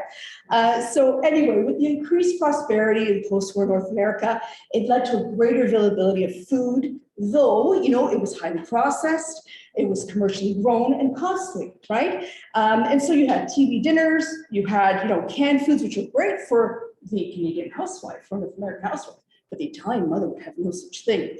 And so that's why you have this freshly grown food. Now we have land to cultivate. This is another reason why you want to purchase a home, okay? Now, please note, these are two different areas. They're actually not that far from each other. The one on to your right is actually on College Street, or just off of College Street on Euclid Avenue. Now we'll say the Little Italy. Whereas here, this is actually just south of Yorkdale Mall. Probably we'll say Lawrence and Dufferin. However, at the time, it was considered the suburbs. You will notice the significant difference in property, okay? So this actually here, forgive me, I'm just gonna walk over here. This is actually Vincenzo Pietropalo's grandmother, and this is his family home.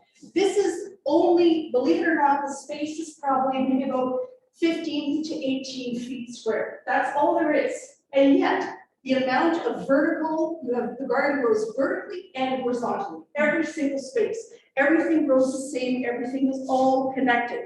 Children are forbidden to go into that garden because again, they stamp on a plant, you're done, there's no more food.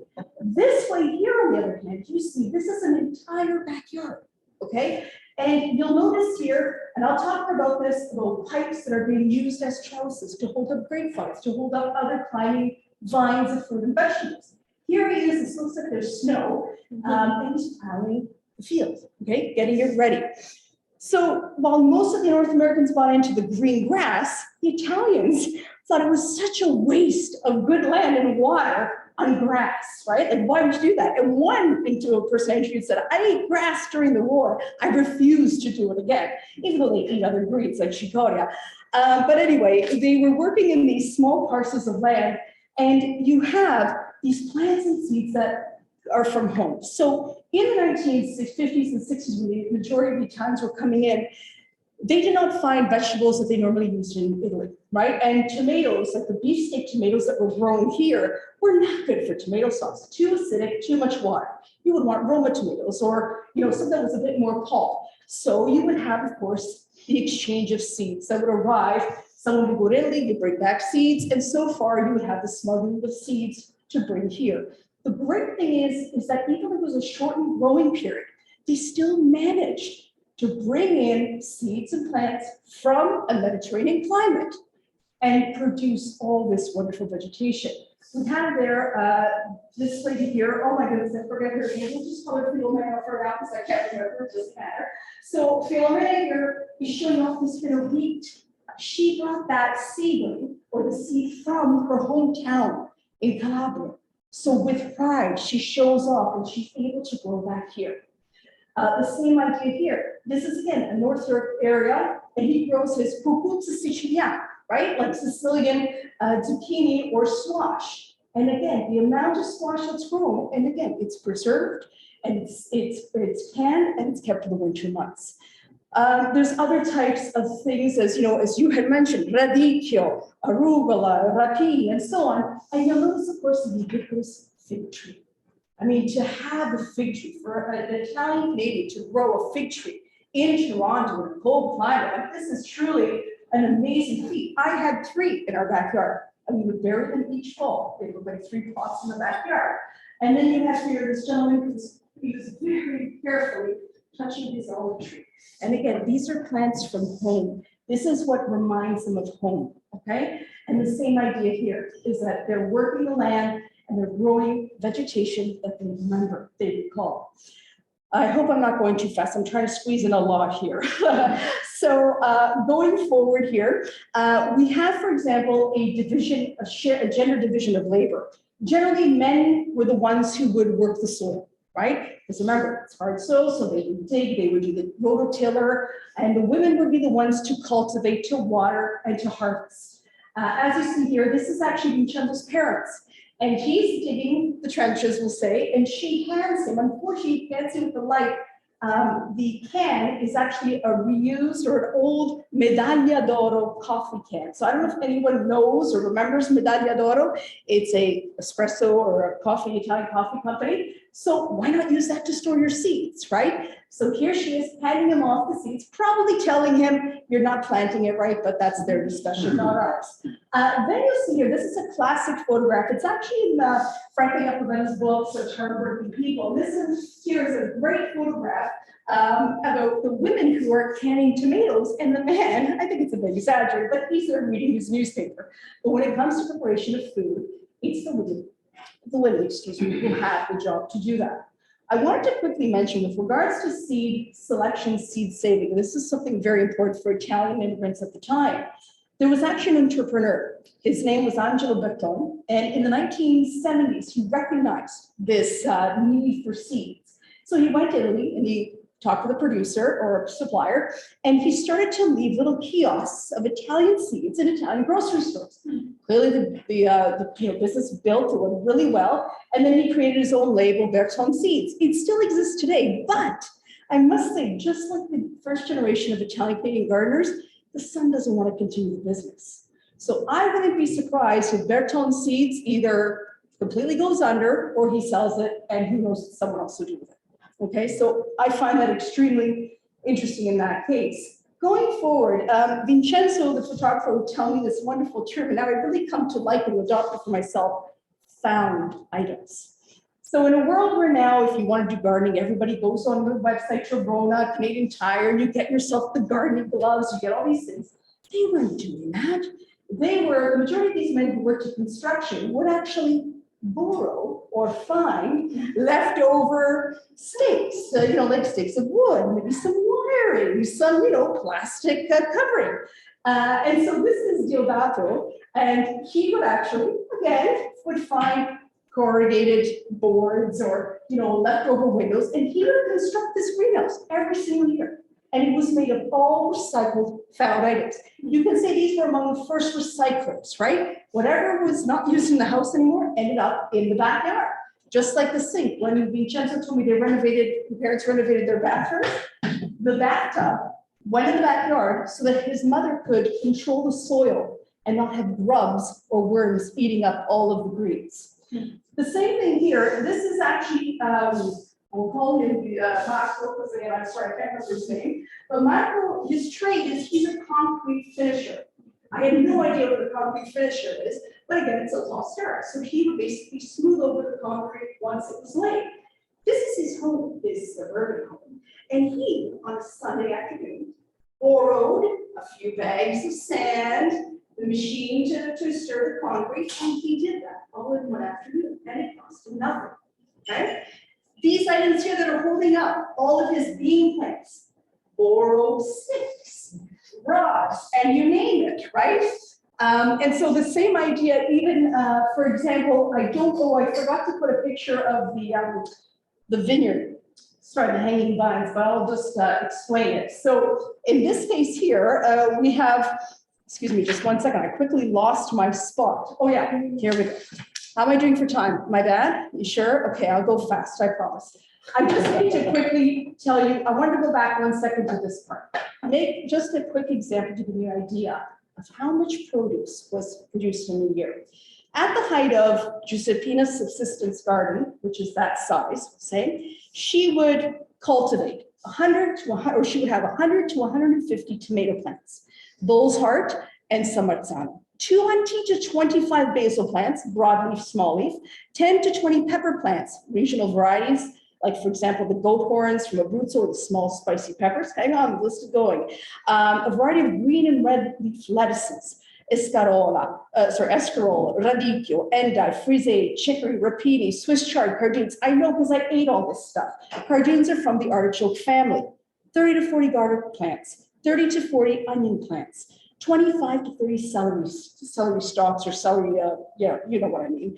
Parsley, arugula, thyme, oregano, eggplant, zucchini, in which the flowers are dipped in batter. We all know that. She would also have fig trees, a boss pear tree, 2 apricot trees, 2 plum trees, blackberry bushes, and the grapevines that yielded 6 to 8 bushels full of grapes. This is not a lot.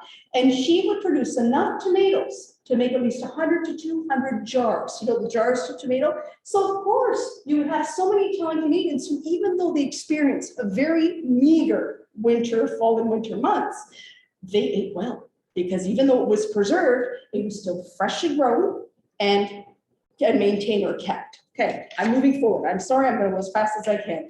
And I was saying with regards to the first world's recyclers, among the first recyclers, they understood the importance of conserving water. They had brain dams. They knew that chlorinated water was bad for the crops, okay? And again, it was all about waste not, want not. Tattered clothing was torn up, used to tie up tomato plants, okay? Next, I'm going forward. This was also a place to express cultural identity. This is actually the garden of Mr. Joe Folti. I will show you more about him shortly. He actually owned 4 homes off Winona Drive, 4 homes. He opened it up. His tenants were not allowed to use the backyard. That was only for his use. He had grapevines. He had, as you can see, many different types of plants. I don't know if anyone here recognizes this. This is the oleander tree, oleandole, if I'm not mistaken, oleandula. Yeah, thank you. And those ones line the highways in and extremely beautiful. They're very aromatic, like a sweet almond smell. So Mr. Folti, that's the gentleman right there, he also had a very close tie to the Liberal Party. And every year he would use his backyard to host a fundraiser for the Liberal Party. So much so that support was, because again, the Italians loved the Liberal government because it was that government that brought them along post-war, right? And so much he was important that Jean Cusciani would attend this event, okay? And they knew that Mr. Folti had a huge Italian backing. So this was great for getting votes, okay? Purpose, these gardens, once the families grow up or as Italian Canadians age. In this case, there is a senior's home in Dufferin Lawrence, part of Columbus Center. They used to have small plots. for retired seniors to get up and just do a bit of land cultivation. It's a small plot, but it gave them a purpose. Here we have, these are Vincenzo's father-in-law and father. Guess what they're doing? They're retired. Rather than cultivating their own land, they cultivate their son's property. So there's your purpose. Not only are they contributing to watching the children, but now the kids are at school. What are they going to do? Let's cultivate that land and grow food for them, grow food for the family. Again, it's constantly being used and reintroduced. Intergenerational connections. This is extremely wonderful. And this is something that my parents did with my children as well. The garden, right? It's a place of reconnecting. It's a place of grounding yourself. Here you have Mr. Petropaulo's first eldest daughter with his father-in-law.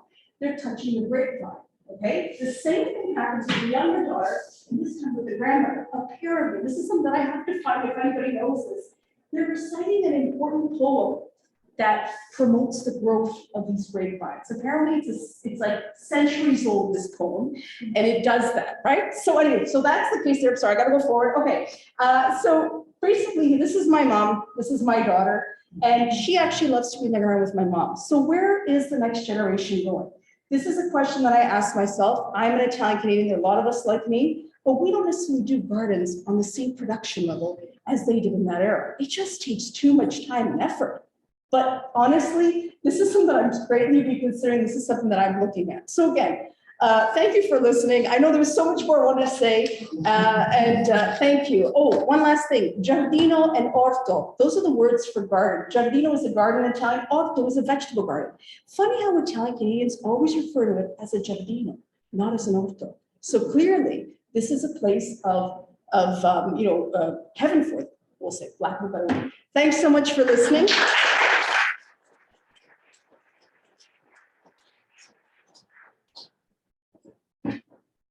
And finally, Joel Dicko, Dr. Joel Dicko, defended in the fall, and now works for the Feeding City Research Lab. And Joel is going to share, his dissertation was actually on a very different topic, but continues our theme of methods in local food. Joel. Yeah, thanks. This is a really good, I think, place for me to be in the scheme of this panel, because I'm actually going to be, in some ways, I think, summarizing a lot of what you folks have been talking about. Where I think you, so especially you, Janita, and Rose. Rose, just Rose? Okay. Just Rose is fine. Just Rose. Okay, the way that you guys have been sort of talking about this, like, sort of local, very, very focused history. What I want to talk about relates to sort of a broader question at play within, how people are fitting into the city of Toronto.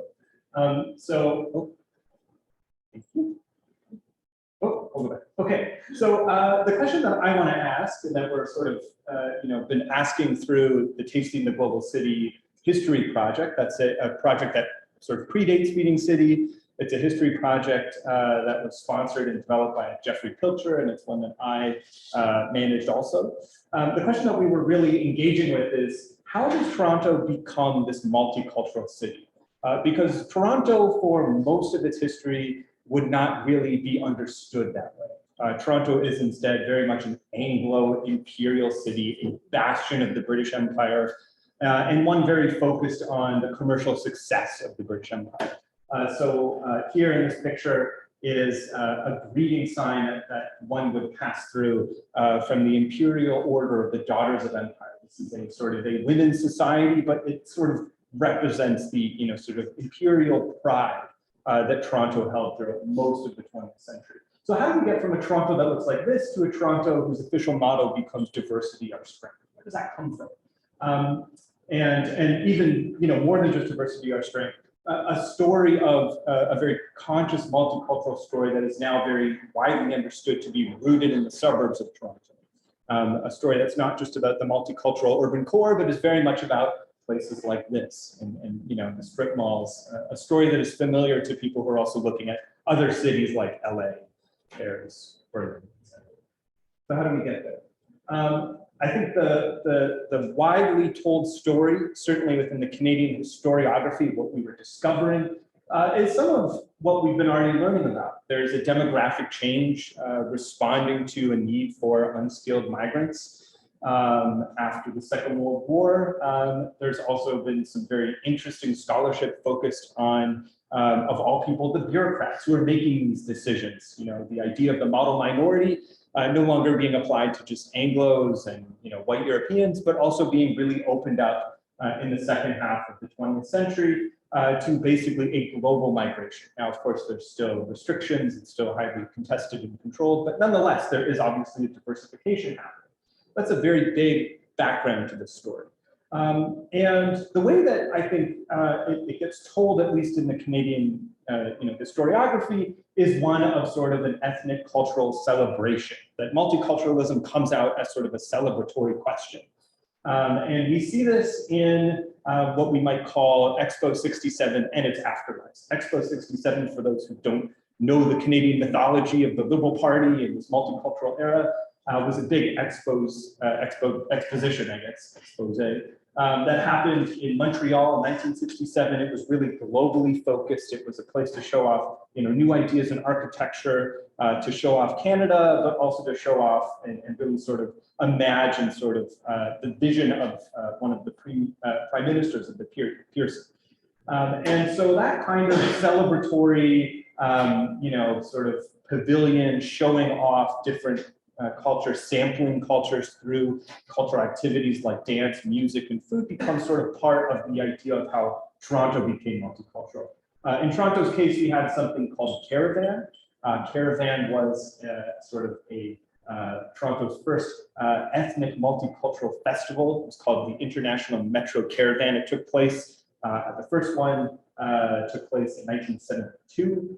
It was developed out of something very consciously pulled from Expo 67 in Montreal, and then ran all the way into the early 2000s. By the end of Metro Caravan's run, it was understood that, as the mayor put it at the time, David Crombie, Toronto had become Caravan. No longer did we need to have this festival celebrating diversity. It was, had been realized in practice. And that's a very persuasive story. I think it's one that tells us a lot about certainly the way in which multiculturalism can be consumed at a very visceral level and an obvious level. But the story that we wanted to look at and tell was one that had perhaps a deeper resonance in a longer history to it. So a multiculturalism that doesn't just spring forth from sort of these conscious political attempts, but what we were sort of grasping at as sort of a civic labor multiculturalism, where labor is at the forefront of these questions. And here we really began to draw on Jeffrey's idea of culinary infrastructure, right? Which is, as Jackson was alluding to, and Janita, I think you directly provided the definition of it, which is fantastic. But just this idea that, infrastructure as the way in which food moves, but also then corresponding to the ways in which ideas and knowledge about food move. It's this sort of interconnected way that I think food really brings together labor, culture, material questions with cultural questions. And so we focused on a couple areas. This is what we could find in the archives. How does one archive taste in a multicultural city? So we began to look at things like markets, where food was sold, distributed. We began to look at the production of food in slaughterhouses, and then of course in sort of the wide scale public markets. So just to highlight a couple things here super quickly. One area that migrants found and that we began to see a lot of multiculturalism in sort of labor form was in wholesale gardening, vegetables and produce wholesaling. That was an area that was undeveloped in the late 19th century, but by the early 20th century really began to open up into a very vibrant economic area within the city. And just responding to basic material questions of how do you get vegetables, fresh fruit and produce into a thriving, growing city. Obviously there's backyard gardens that are very productive, but on a wider scale, how is that actually happening? So we began to see migrants, Italians, Jews, and Chinese people in particular, being able to work their way into the wholesale fruit and vegetable trade. Along with that, we saw retailers, not just fruit and vegetable retailers, but also peddlers who would roam the streets with fruits and vegetables.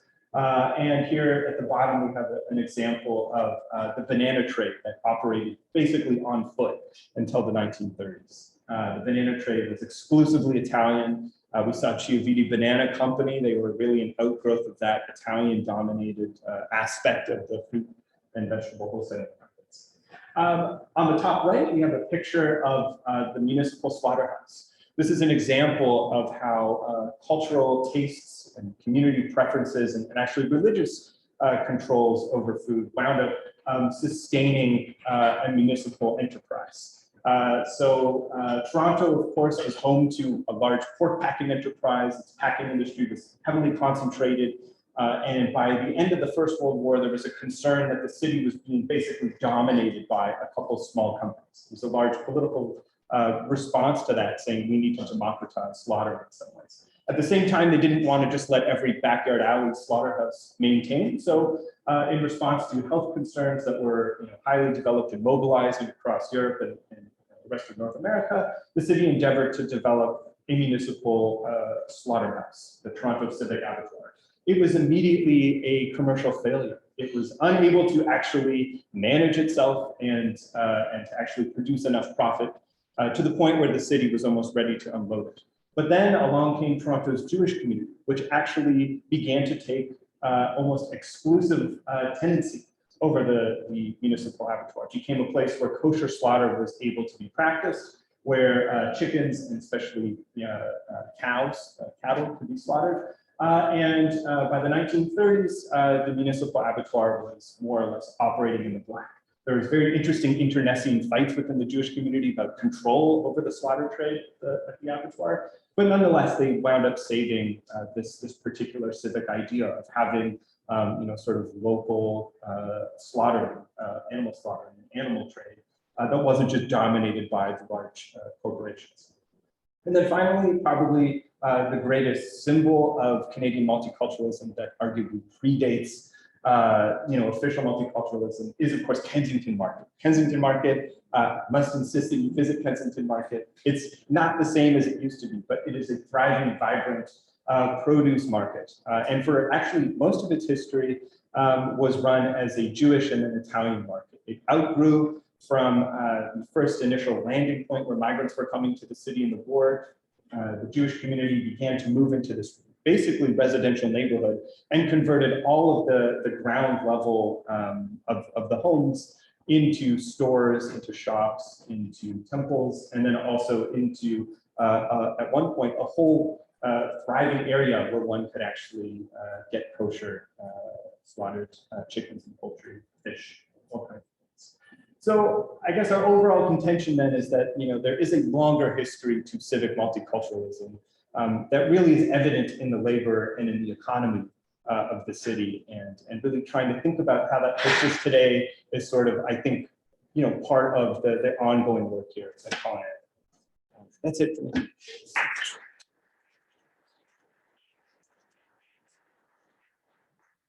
So vastly wide ranging and exciting. So let me open it up to questions, comments, thoughts, connections. Opening it up, of course, to well, Liz. Yeah. And from a distance, but to the room as well. And Lisa at the turntable there. Liz, did you want to jump in since I see your camera moving? We just need to. You're on mute. That's we can see you, and that's lovely. But let me open it up to thoughts and questions.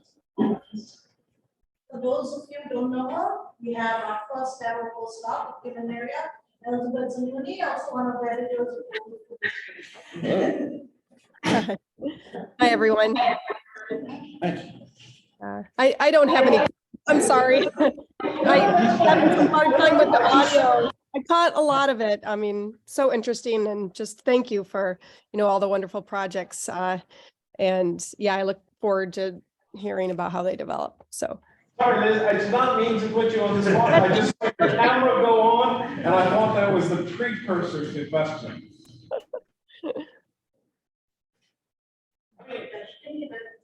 Yes, Janine, please. Yeah, I guess it's a question for the last three speakers, and it's about, especially because we heard a lot about the Italian Canadian community. How does it compare with other ethnic groups? And I'm particularly thinking in terms of gardening or retailing of the Portuguese Canadian and the Chinese Canadian, which you can see like a lot of Chinese gardening going on still in the city. So, white question if you will be integrating some comparisons on that. I mean, I'm focusing primarily on the Italian community because I'm not a historian by training, and but I research in Italy.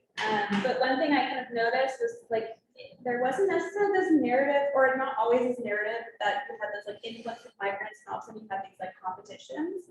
Maybe sometimes there were groups who had existing, like for example, the Jewish population in the market and the ward having the kind of monopoly on produce and wholesale, and this other Italian coming in and taking up the street vending man trade. And then you had these kind of movements. But I think what I got more from the Italian and the Jewish story, in particular the Portuguese story, was that there was more of like a handoff or a trade-off as there was kind of this upward social mobility and people started moving north and moving west and moving east. You kind of had the existing infrastructure that they had set up being passed over sometimes. So in the case of, for example, the produce markets that existed in Toronto, I think largely in the hands of Italians in the 80s. Those are no longer really owned by Italians. Maybe there's like one on Young. And now they're primarily Filipino, Indonesian, Korean.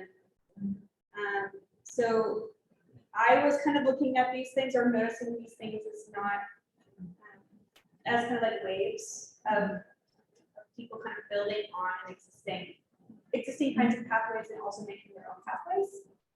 I think I have to agree when you're jumping in with Janita. In fact, even though I as well primarily focus on Italian gardens, I can definitely say that you can even see the trend in Little Italy as well. The Italians who used to own those homes along Euclid, and how many of those vegetable plants still remain. And of course, the next buyers would end up either cultivating that garden or removing it. Usually, there are other ethnic groups that go in and continue to garden as well. But I can't really speak with much confidence because it's not my specialization. But it's something that I would definitely incorporate as well. Yeah, I'm wondering if even the Italians and the Portuguese. Exactly. There's definitely exchange. And actually, if I could add, for example, there was a care worker who would come to take care of my aging father, and he was actually oh God, I can't remember the word, Middle Eastern, and he would actually exchange seeds with my mom and grow tomatoes. And even though it wasn't necessarily in his diet, there was still this exchange of seeds. So definitely, Yeah. I do think, yeah, it's interesting because like Little Italy and Little Portugal are like, Dundas and College Street, but in the same neighborhoods, you can imagine.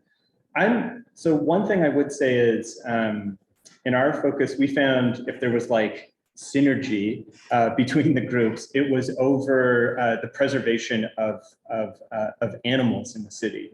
That was a really big area of focus and attention in the 1970s and early 1980s when the city finally banned the keeping of things like chickens, and actually you could keep cows, and you could even, there was, somebody even had a mink farm at one point in their backyard. But that idea of, at least within the bounds of market spaces like Kensington, a huge part of market culture was in the animal trade. So maintaining that became a focal point for Italians, Portuguese, and Jews together. To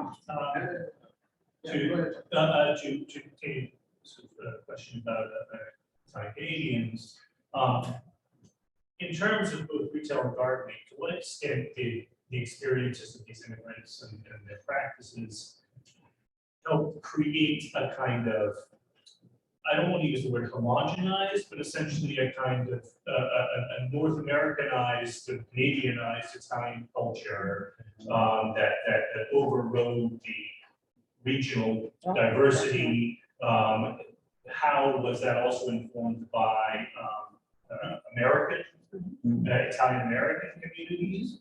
And to what extent now are sort of Italian Canadians been informed by that standardization. Well, could I go ahead if that's okay? I mean, right off the bat, I like how you talked about regionality, because as you know, Italian cuisine is extremely regional. However, the majority of the migrants or immigrants who came during that time period post-war were from the south. And so tomatoes were basically a staple in that diet.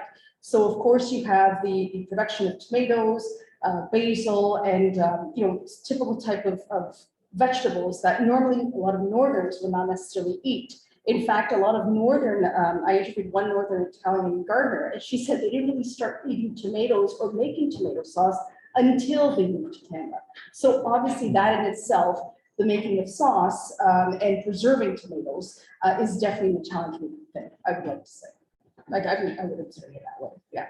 But what about the vocabulary? To what extent do Italian Canadians, I haven't encountered it as much, use, the kind of like Americanized Neapolitan, prosciutto.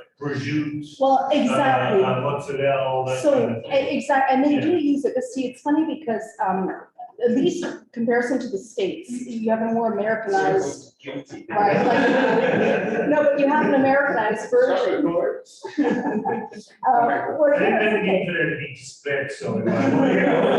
No, but like, for example, I was going to say the peppers, the abruzzese pepper, they call them corne di crack, right? And so that's extremely, like a dialect type of way of saying it. Whereas the American version of the Italian spoken is like 3-4 generations washed in. Here we're looking at 2 or 3 generations, and so the Italian language is very close.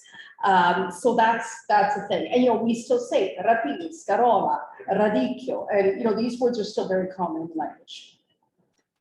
Can I jump in actually with a question for Jackson? Since you've actually studied some of this stuff with reference to like Chinese foodways in Toronto, I'm understanding that there's a split between sort of the Hong Kong and then eventually Taiwan and mainland Chinese in terms of the politics. And does that play out in like the foodscape downtown or the restaurant culture? Or have you found anything in the 20th century or? Yeah, in the 20th century and since like the 1970s especially. Yes, I was part of the Jeffers project before, so we collected lots of data about the Chinese community.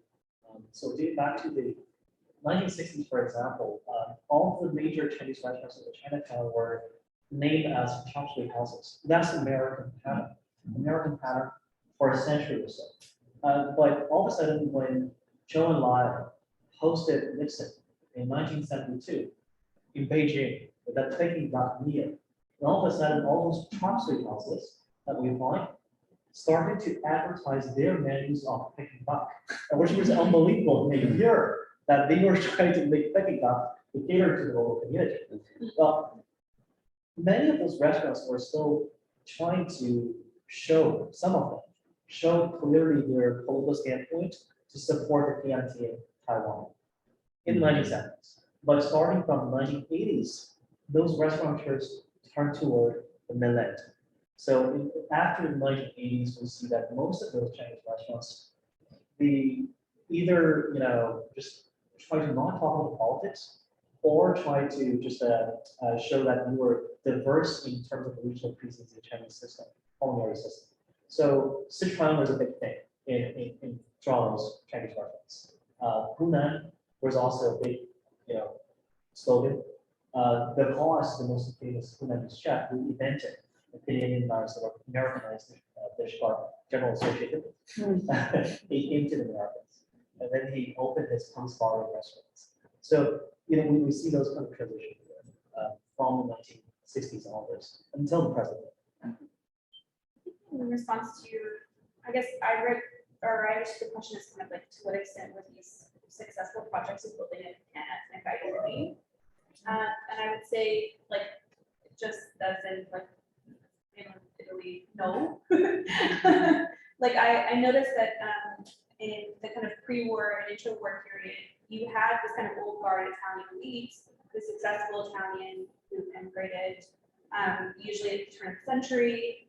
And there was this effort, political and economic effort, and through the kind of like media that was being produced in newspapers to fashion this sense of Italianità that was based on the notion of this kind of like civilizational history, and that they were part of producing a colony abroad. and that was supported by the state. And this kind of expressed itself within the democratic leading newspapers and also the fascist. But then when you have the influx of Southern Italian migrants in the 50s, all those newspapers and those ideas collapse, and you have this really big divergence between the kind of clubs and mutual aid societies like Circolo Colombo, the Columbus Center, and their efforts to kind of integrate Southern Italians into this kind of shared sense of Italian Canadian identity. You also had second generation, first generation, second generation Italian immigrants, such as people like Johnny Lombardi, who grew up speaking Italian at home, not fluently, and who's like native English is English, or sorry, native language is English. And he's more invested in this pan-ethnic Italian identity than any of the newcomers. And even today, when I have conversations with people who have roots to different parts of Southern Italy, it's always qualified by, I'm Abruzzese, I'm Calabrian, I'm Pugliese. It's never, I'm from Italy. So I think in some sense, this like Italian Canadian ethnic project was kind of failed, and it continues to fail, but it also, In Italy. but it kind of, that failure works in the food retailing context, and since you do get a lot of interesting diversity, homogenizations, it's not like a neat picture.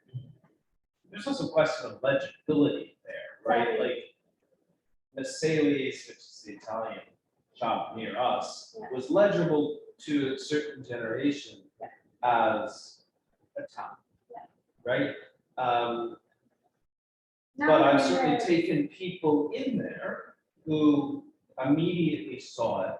First time I took Donna Cabacha in there, she said, "Oh, they're Pugliese." It was immediately legible to her as Pugliese. So that kind of the visibility, which draws attention to some of the questions that I think both of you were raising, about it, Paolo, about the materiality of and multi-sensuality. Daniel. First of all, thank you very much to everyone for your very interesting presentations. And my question is about actually Italian and for Janina, maybe because we're talking about this culinary infrastructure and the role of Italian Canadians in that and also building and making legible this Italian to local community and also to build this project of being Italian in Canada. But I was thinking about the role of those on the other side of this business, which are the consumer, the clients. How do they contribute to shape this idea of Italian as a change? Because if I think about Italy, for example, and your plan of the city, I assume caters to a different type of consumer than Catalan. So I don't know what do you consider this? Or how would you think it changes in building also the planning of the city? Right. I can only comment on this in terms of like a contemporary reading rather than historical. Because so much of the stuff that I've read is based on the retailer's point of view. The consumer that's interviewed is often the tourist in their own city. And so in that sense, it is like Italian food as a taste of Italianità is not something that they're participating in as a shared ethnic participation, but rather as kind of like a commodified product or object.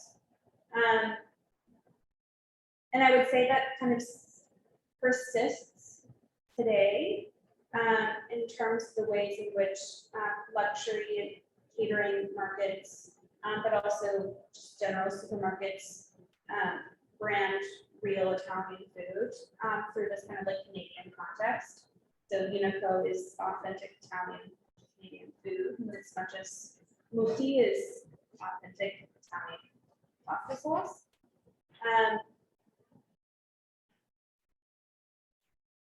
Yeah, I would have to do further research and interviews of like ongoing Italian Canadian migrants, families, and their interactions with retailers in order to kind of properly answer that question.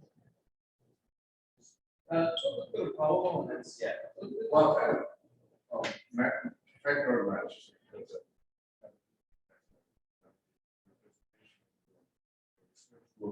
But I want to go back to the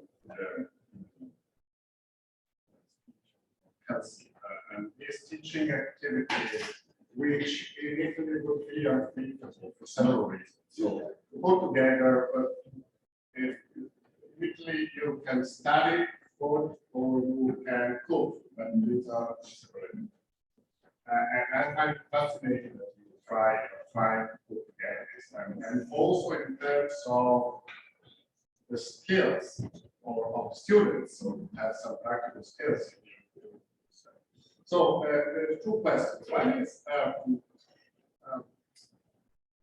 to what extent is it that innovative in your system? So is this a new experimentation, or is it quite usual to have this kind of? I would say it's weird. Yeah. And the other one concerns the involvement of the undergraduate students. How these undergraduate, are they from the field of food study or something like this, or also undergraduate who are studying and kind of Thank you for those questions. Both of them are very interesting because they speak to this curious position that we occupy as a center and as a faculty, and I'm using faculty in a very broad sense here. So the actual faculty, but then our graduate students, our postdocs, and our staff are all participating in this project. So it is strange. It's not a common way of thinking through and using food. There's really nothing else like it. This is the only teaching kitchen at a university in Canada. It is, however, becoming rapidly. We get all kinds of visitors Had several coming to try and build a kitchen. Yes. And then it's precisely because it is such a strange area, or no, it's not that it's a strange pairing, it's actually quite a sensible pairing. I mean, why not work with food? If you're talking about food, why wouldn't you also work with it? But because those two areas of practice have been so siloed from each other, institutionally, it's very challenging. It's almost unthinkable. It's a daily fight, actually, to get this to operate as we imagine its potential. So, it makes it very interesting to be at the forefront in important ways in Canada, but it also means that we are constantly pushing up against barriers and red tape and walls and pushing on faculties as we do the work of facilitating our undergraduate program and then everything else that we're trying to do with the center. Which, in terms of your second question, brings me to the very interesting challenge of our undergraduate program. So the center exists in the university as kind of this little subsection. We're not a discipline, we're not a department. We are what's called an NGC. So we are a research center, which means that we're not engaged in, we're not involved in any faculty hires or oversight of the minor program itself. So everything that happens at the undergraduate level is kind of out of our hands, but very much enabled by the tireless efforts of everyone involved in the center. In terms of our student engagement, we have students who are doing the minor program and wish there was more, for whom we are building this program centennial. So we're hoping to create more for that. That's the culinary school. Yeah, exactly. So we're trying to create more opportunities for undergraduates who are interested in entering the field. So giving them the theoretical background, the methodology, but then with the culinary school, giving them the very practical hands-on training. The kinds of things that we just don't have time to do in the context of our program. But we have students who are taking this as a breadth requirement, and they range from anthropology, history, geography, all of the courses, or all of the departments that we are closely partnered with. But we have students in chemistry, biology, neuroscience, lots of neuroscience students concerned, and all the computer science students. And we have people students from pretty much every discipline on campus and interest from across the 3 campuses. And we're just trying to facilitate that. We're trying to make more available to them because there is a great deal of interest. Joe, you want to make a quick comment? Yeah, just following up what you said super quickly. The unique element here seems to be taking very seriously the idea of taste as a mode of scholarly inquiry. Yeah. Very strange. I was wondering if I could ask a follow-up of Kelsey Jackson, anyone who's worked in the teaching routine, maybe to like attest to the effectiveness of this strategy, like what has worked really well in terms of teaching about food and the exercises that you created to do that. Yeah. Well, I'm going to take the easy one, sorry. But there's an exercise that I've done with multiple undergraduate groups and I've now actually translated that over into the high school curriculum as well. I'm working with the Toronto District School Board to train their teachers as well as some of their students. And I use tortillas, very basic. I show them how to mix sliced corn, but I get them to hand grind the masa. And they hate it, and it's awful, and it's laborious, and that's the point. And talk about why that's important. We get them to think about it, and then I give them a set. I give them the prepared flour. Oh, this is so much easier. What does this mean? And they talk about this sort of context, the gender context, the labor context.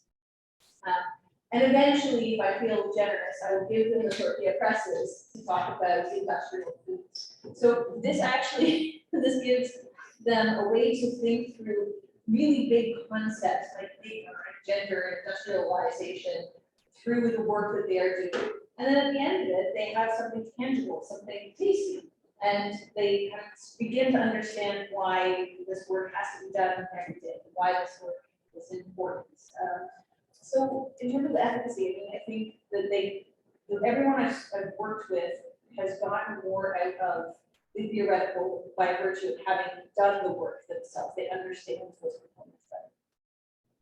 Yeah, yes, you covered most of the points.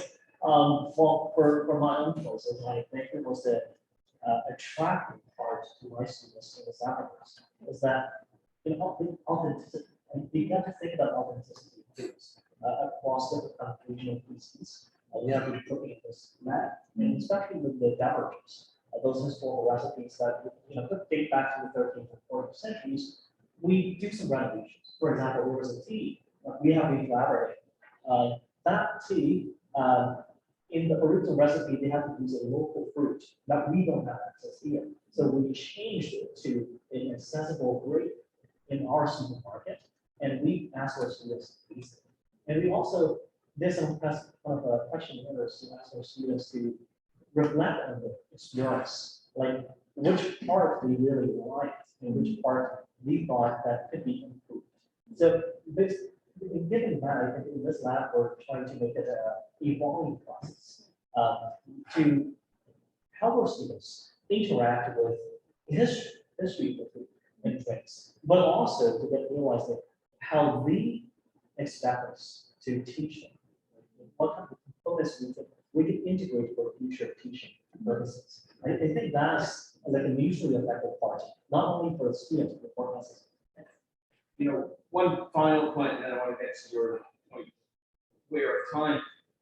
I think that, and I'm thinking of something that you were bringing up earlier about food discourse, but the sheer visibility of different kinds of cooking elements here sends really interesting, powerful messages about whose knowledge matters in universities.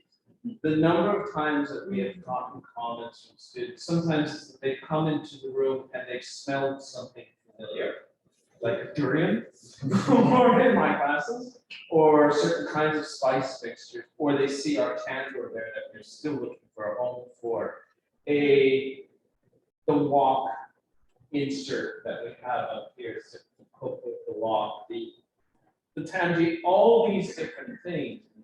We have heard very powerfully from students about how it was in some ways the first time that they felt that it was their university, that it was a moment of radical inclusivity inclusivity because of the very materiality and the sensory expressions more. So, well, Sierra, I want to get your point, and then we'll just. I mean, my question was around, I guess relatedly in some ways, to this feeling of belonging to a city. When I think of, as a Canadian Italian, when I think of my stories I grew up with around food and my culture, it was actually as much as a point of pride, in that creation of being Italian, having the Italian garden, having the grocery store, and building community. There's also a point of food was used as a racial marker. So I grew up with stories of my mother getting beaten up because they called smelling, she smells like garlic, and they're having weird foods that they brought to school. So and all of that changed as well. So I was thinking about this when we were talking about how Italianness, as I think about it, came to be, and how they related with other ethnicities. So it's Italians and Jews and Portuguese and Greeks. They all came together in resistance to racism. And so when I think about the story of Toronto and multiculturalism, it's kind of impossible not to talk about racism. And that makes me think about the construction of immigration today. And I'm just wondering if when we're thinking about culinary infrastructure, retail industry, backyard gardens and food, how that maybe that racism and the construction of multiculturalism plays out, because race in Toronto is very, very different than in other places in the world. So just maybe wanted to reflect on that. I think it would be impossible to talk about this story without talking about race in different ways. The Italian community context is interesting because you have groups of people who insist on being racial other, and you have others who insist that they're not. And in the context of like Italian Canadians' perpetuation of race and racism in the history of Toronto, it's really interesting to see this kind of shift or this negotiation of not only just kind of like North-South Italian racial divide or Anglo-Saxon, Southern European kind of like race relationships, but this kind of like on the kind of culinary intermediary side, the effort in order to de-emphasize particular kinds of ethnic qualities in order to emphasize the ethnicness of food produces and sustains a narrative that you need to become white to fit in, and Italians did it. I'm thinking of the concept munchkin cake, which is a very Toronto specific concept to describe a white person. Yeah. And now Italians are white people. Yeah. And I married a munchkin cake, and so and he doesn't see me as white, and so there's like this weird. And I have to thank you for your work. It is extremely important, and I found myself crying because your house looked like the house I grew up in. Your garden looked like my garden. Your garden no longer exists. The house has been sold. The soil has been bulldozed over 50 years of soil fertility that we worked on. All those seeds are lost. Just yesterday, my brother asked me, "Hey, where did Mama's fig tree go? I want to put it in my office." No. So. Yeah, because we brought the fig trees. Good lighting. We brought the fig trees into our house, right? Like instead of outdoors, and the greenhouse is too expensive to run. So My mother does that every year. yeah, Right to the so top. that's okay, and the orange and the lemons. So I don't know if this is maybe a worthwhile question, but if there's any spaces where people are holding on to these seeds or holding on to these photographs and holding on to this knowledge, both in the garden space, but in the culinary space too, and the regional differences, and yeah. If I could, may I? Yeah, real quickly, just Really quick, Recognizing- I'm so sorry, okay, well, obviously we know about the preserving part, right, about making, you know, the what you call it, preserving meats and foods and everything else, but in fact, you're right, these gardens are truthfully disappearing. In my specific area, as you said, I wanted to take a picture, actually, the following 3 properties, they've all been purchased by non-Italians, and in fact, everything has been plowed over, and the same thing, they had, grapevines as old as my parents, so 50, 60 years old, have been pulled out. So I completely understand, there is an erasure, can we say that, erasure that's happening of these truly, you know. Erasure, dispossession. I don't Yeah, know. you know, yeah. It's really theoretically. Yeah, that's why I am in the process of looking for photographs, so that's important, that's the last thing we have. I gladly. we will keep in touch.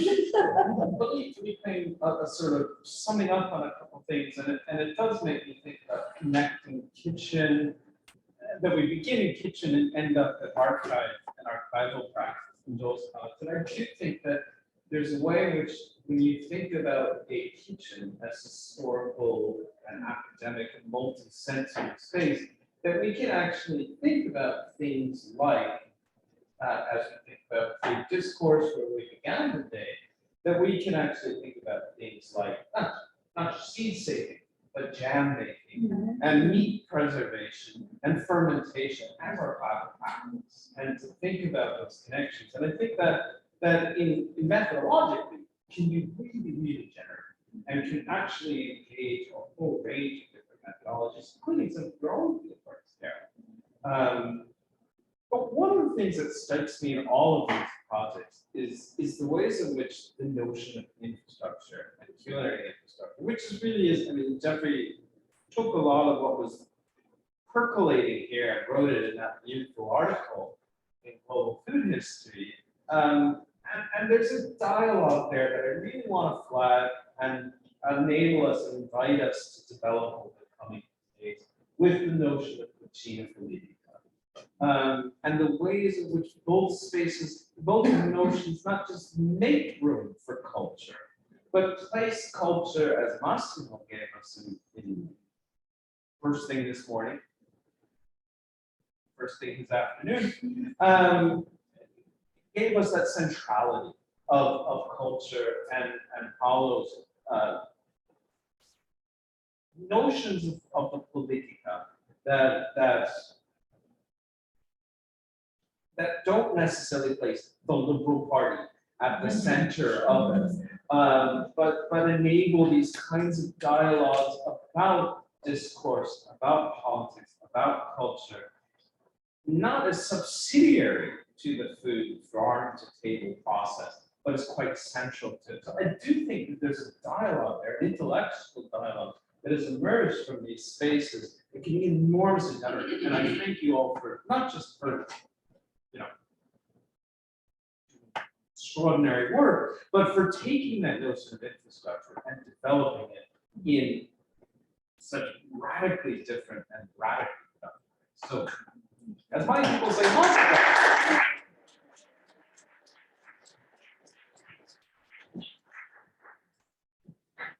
as we can't post some leadership, what's the point?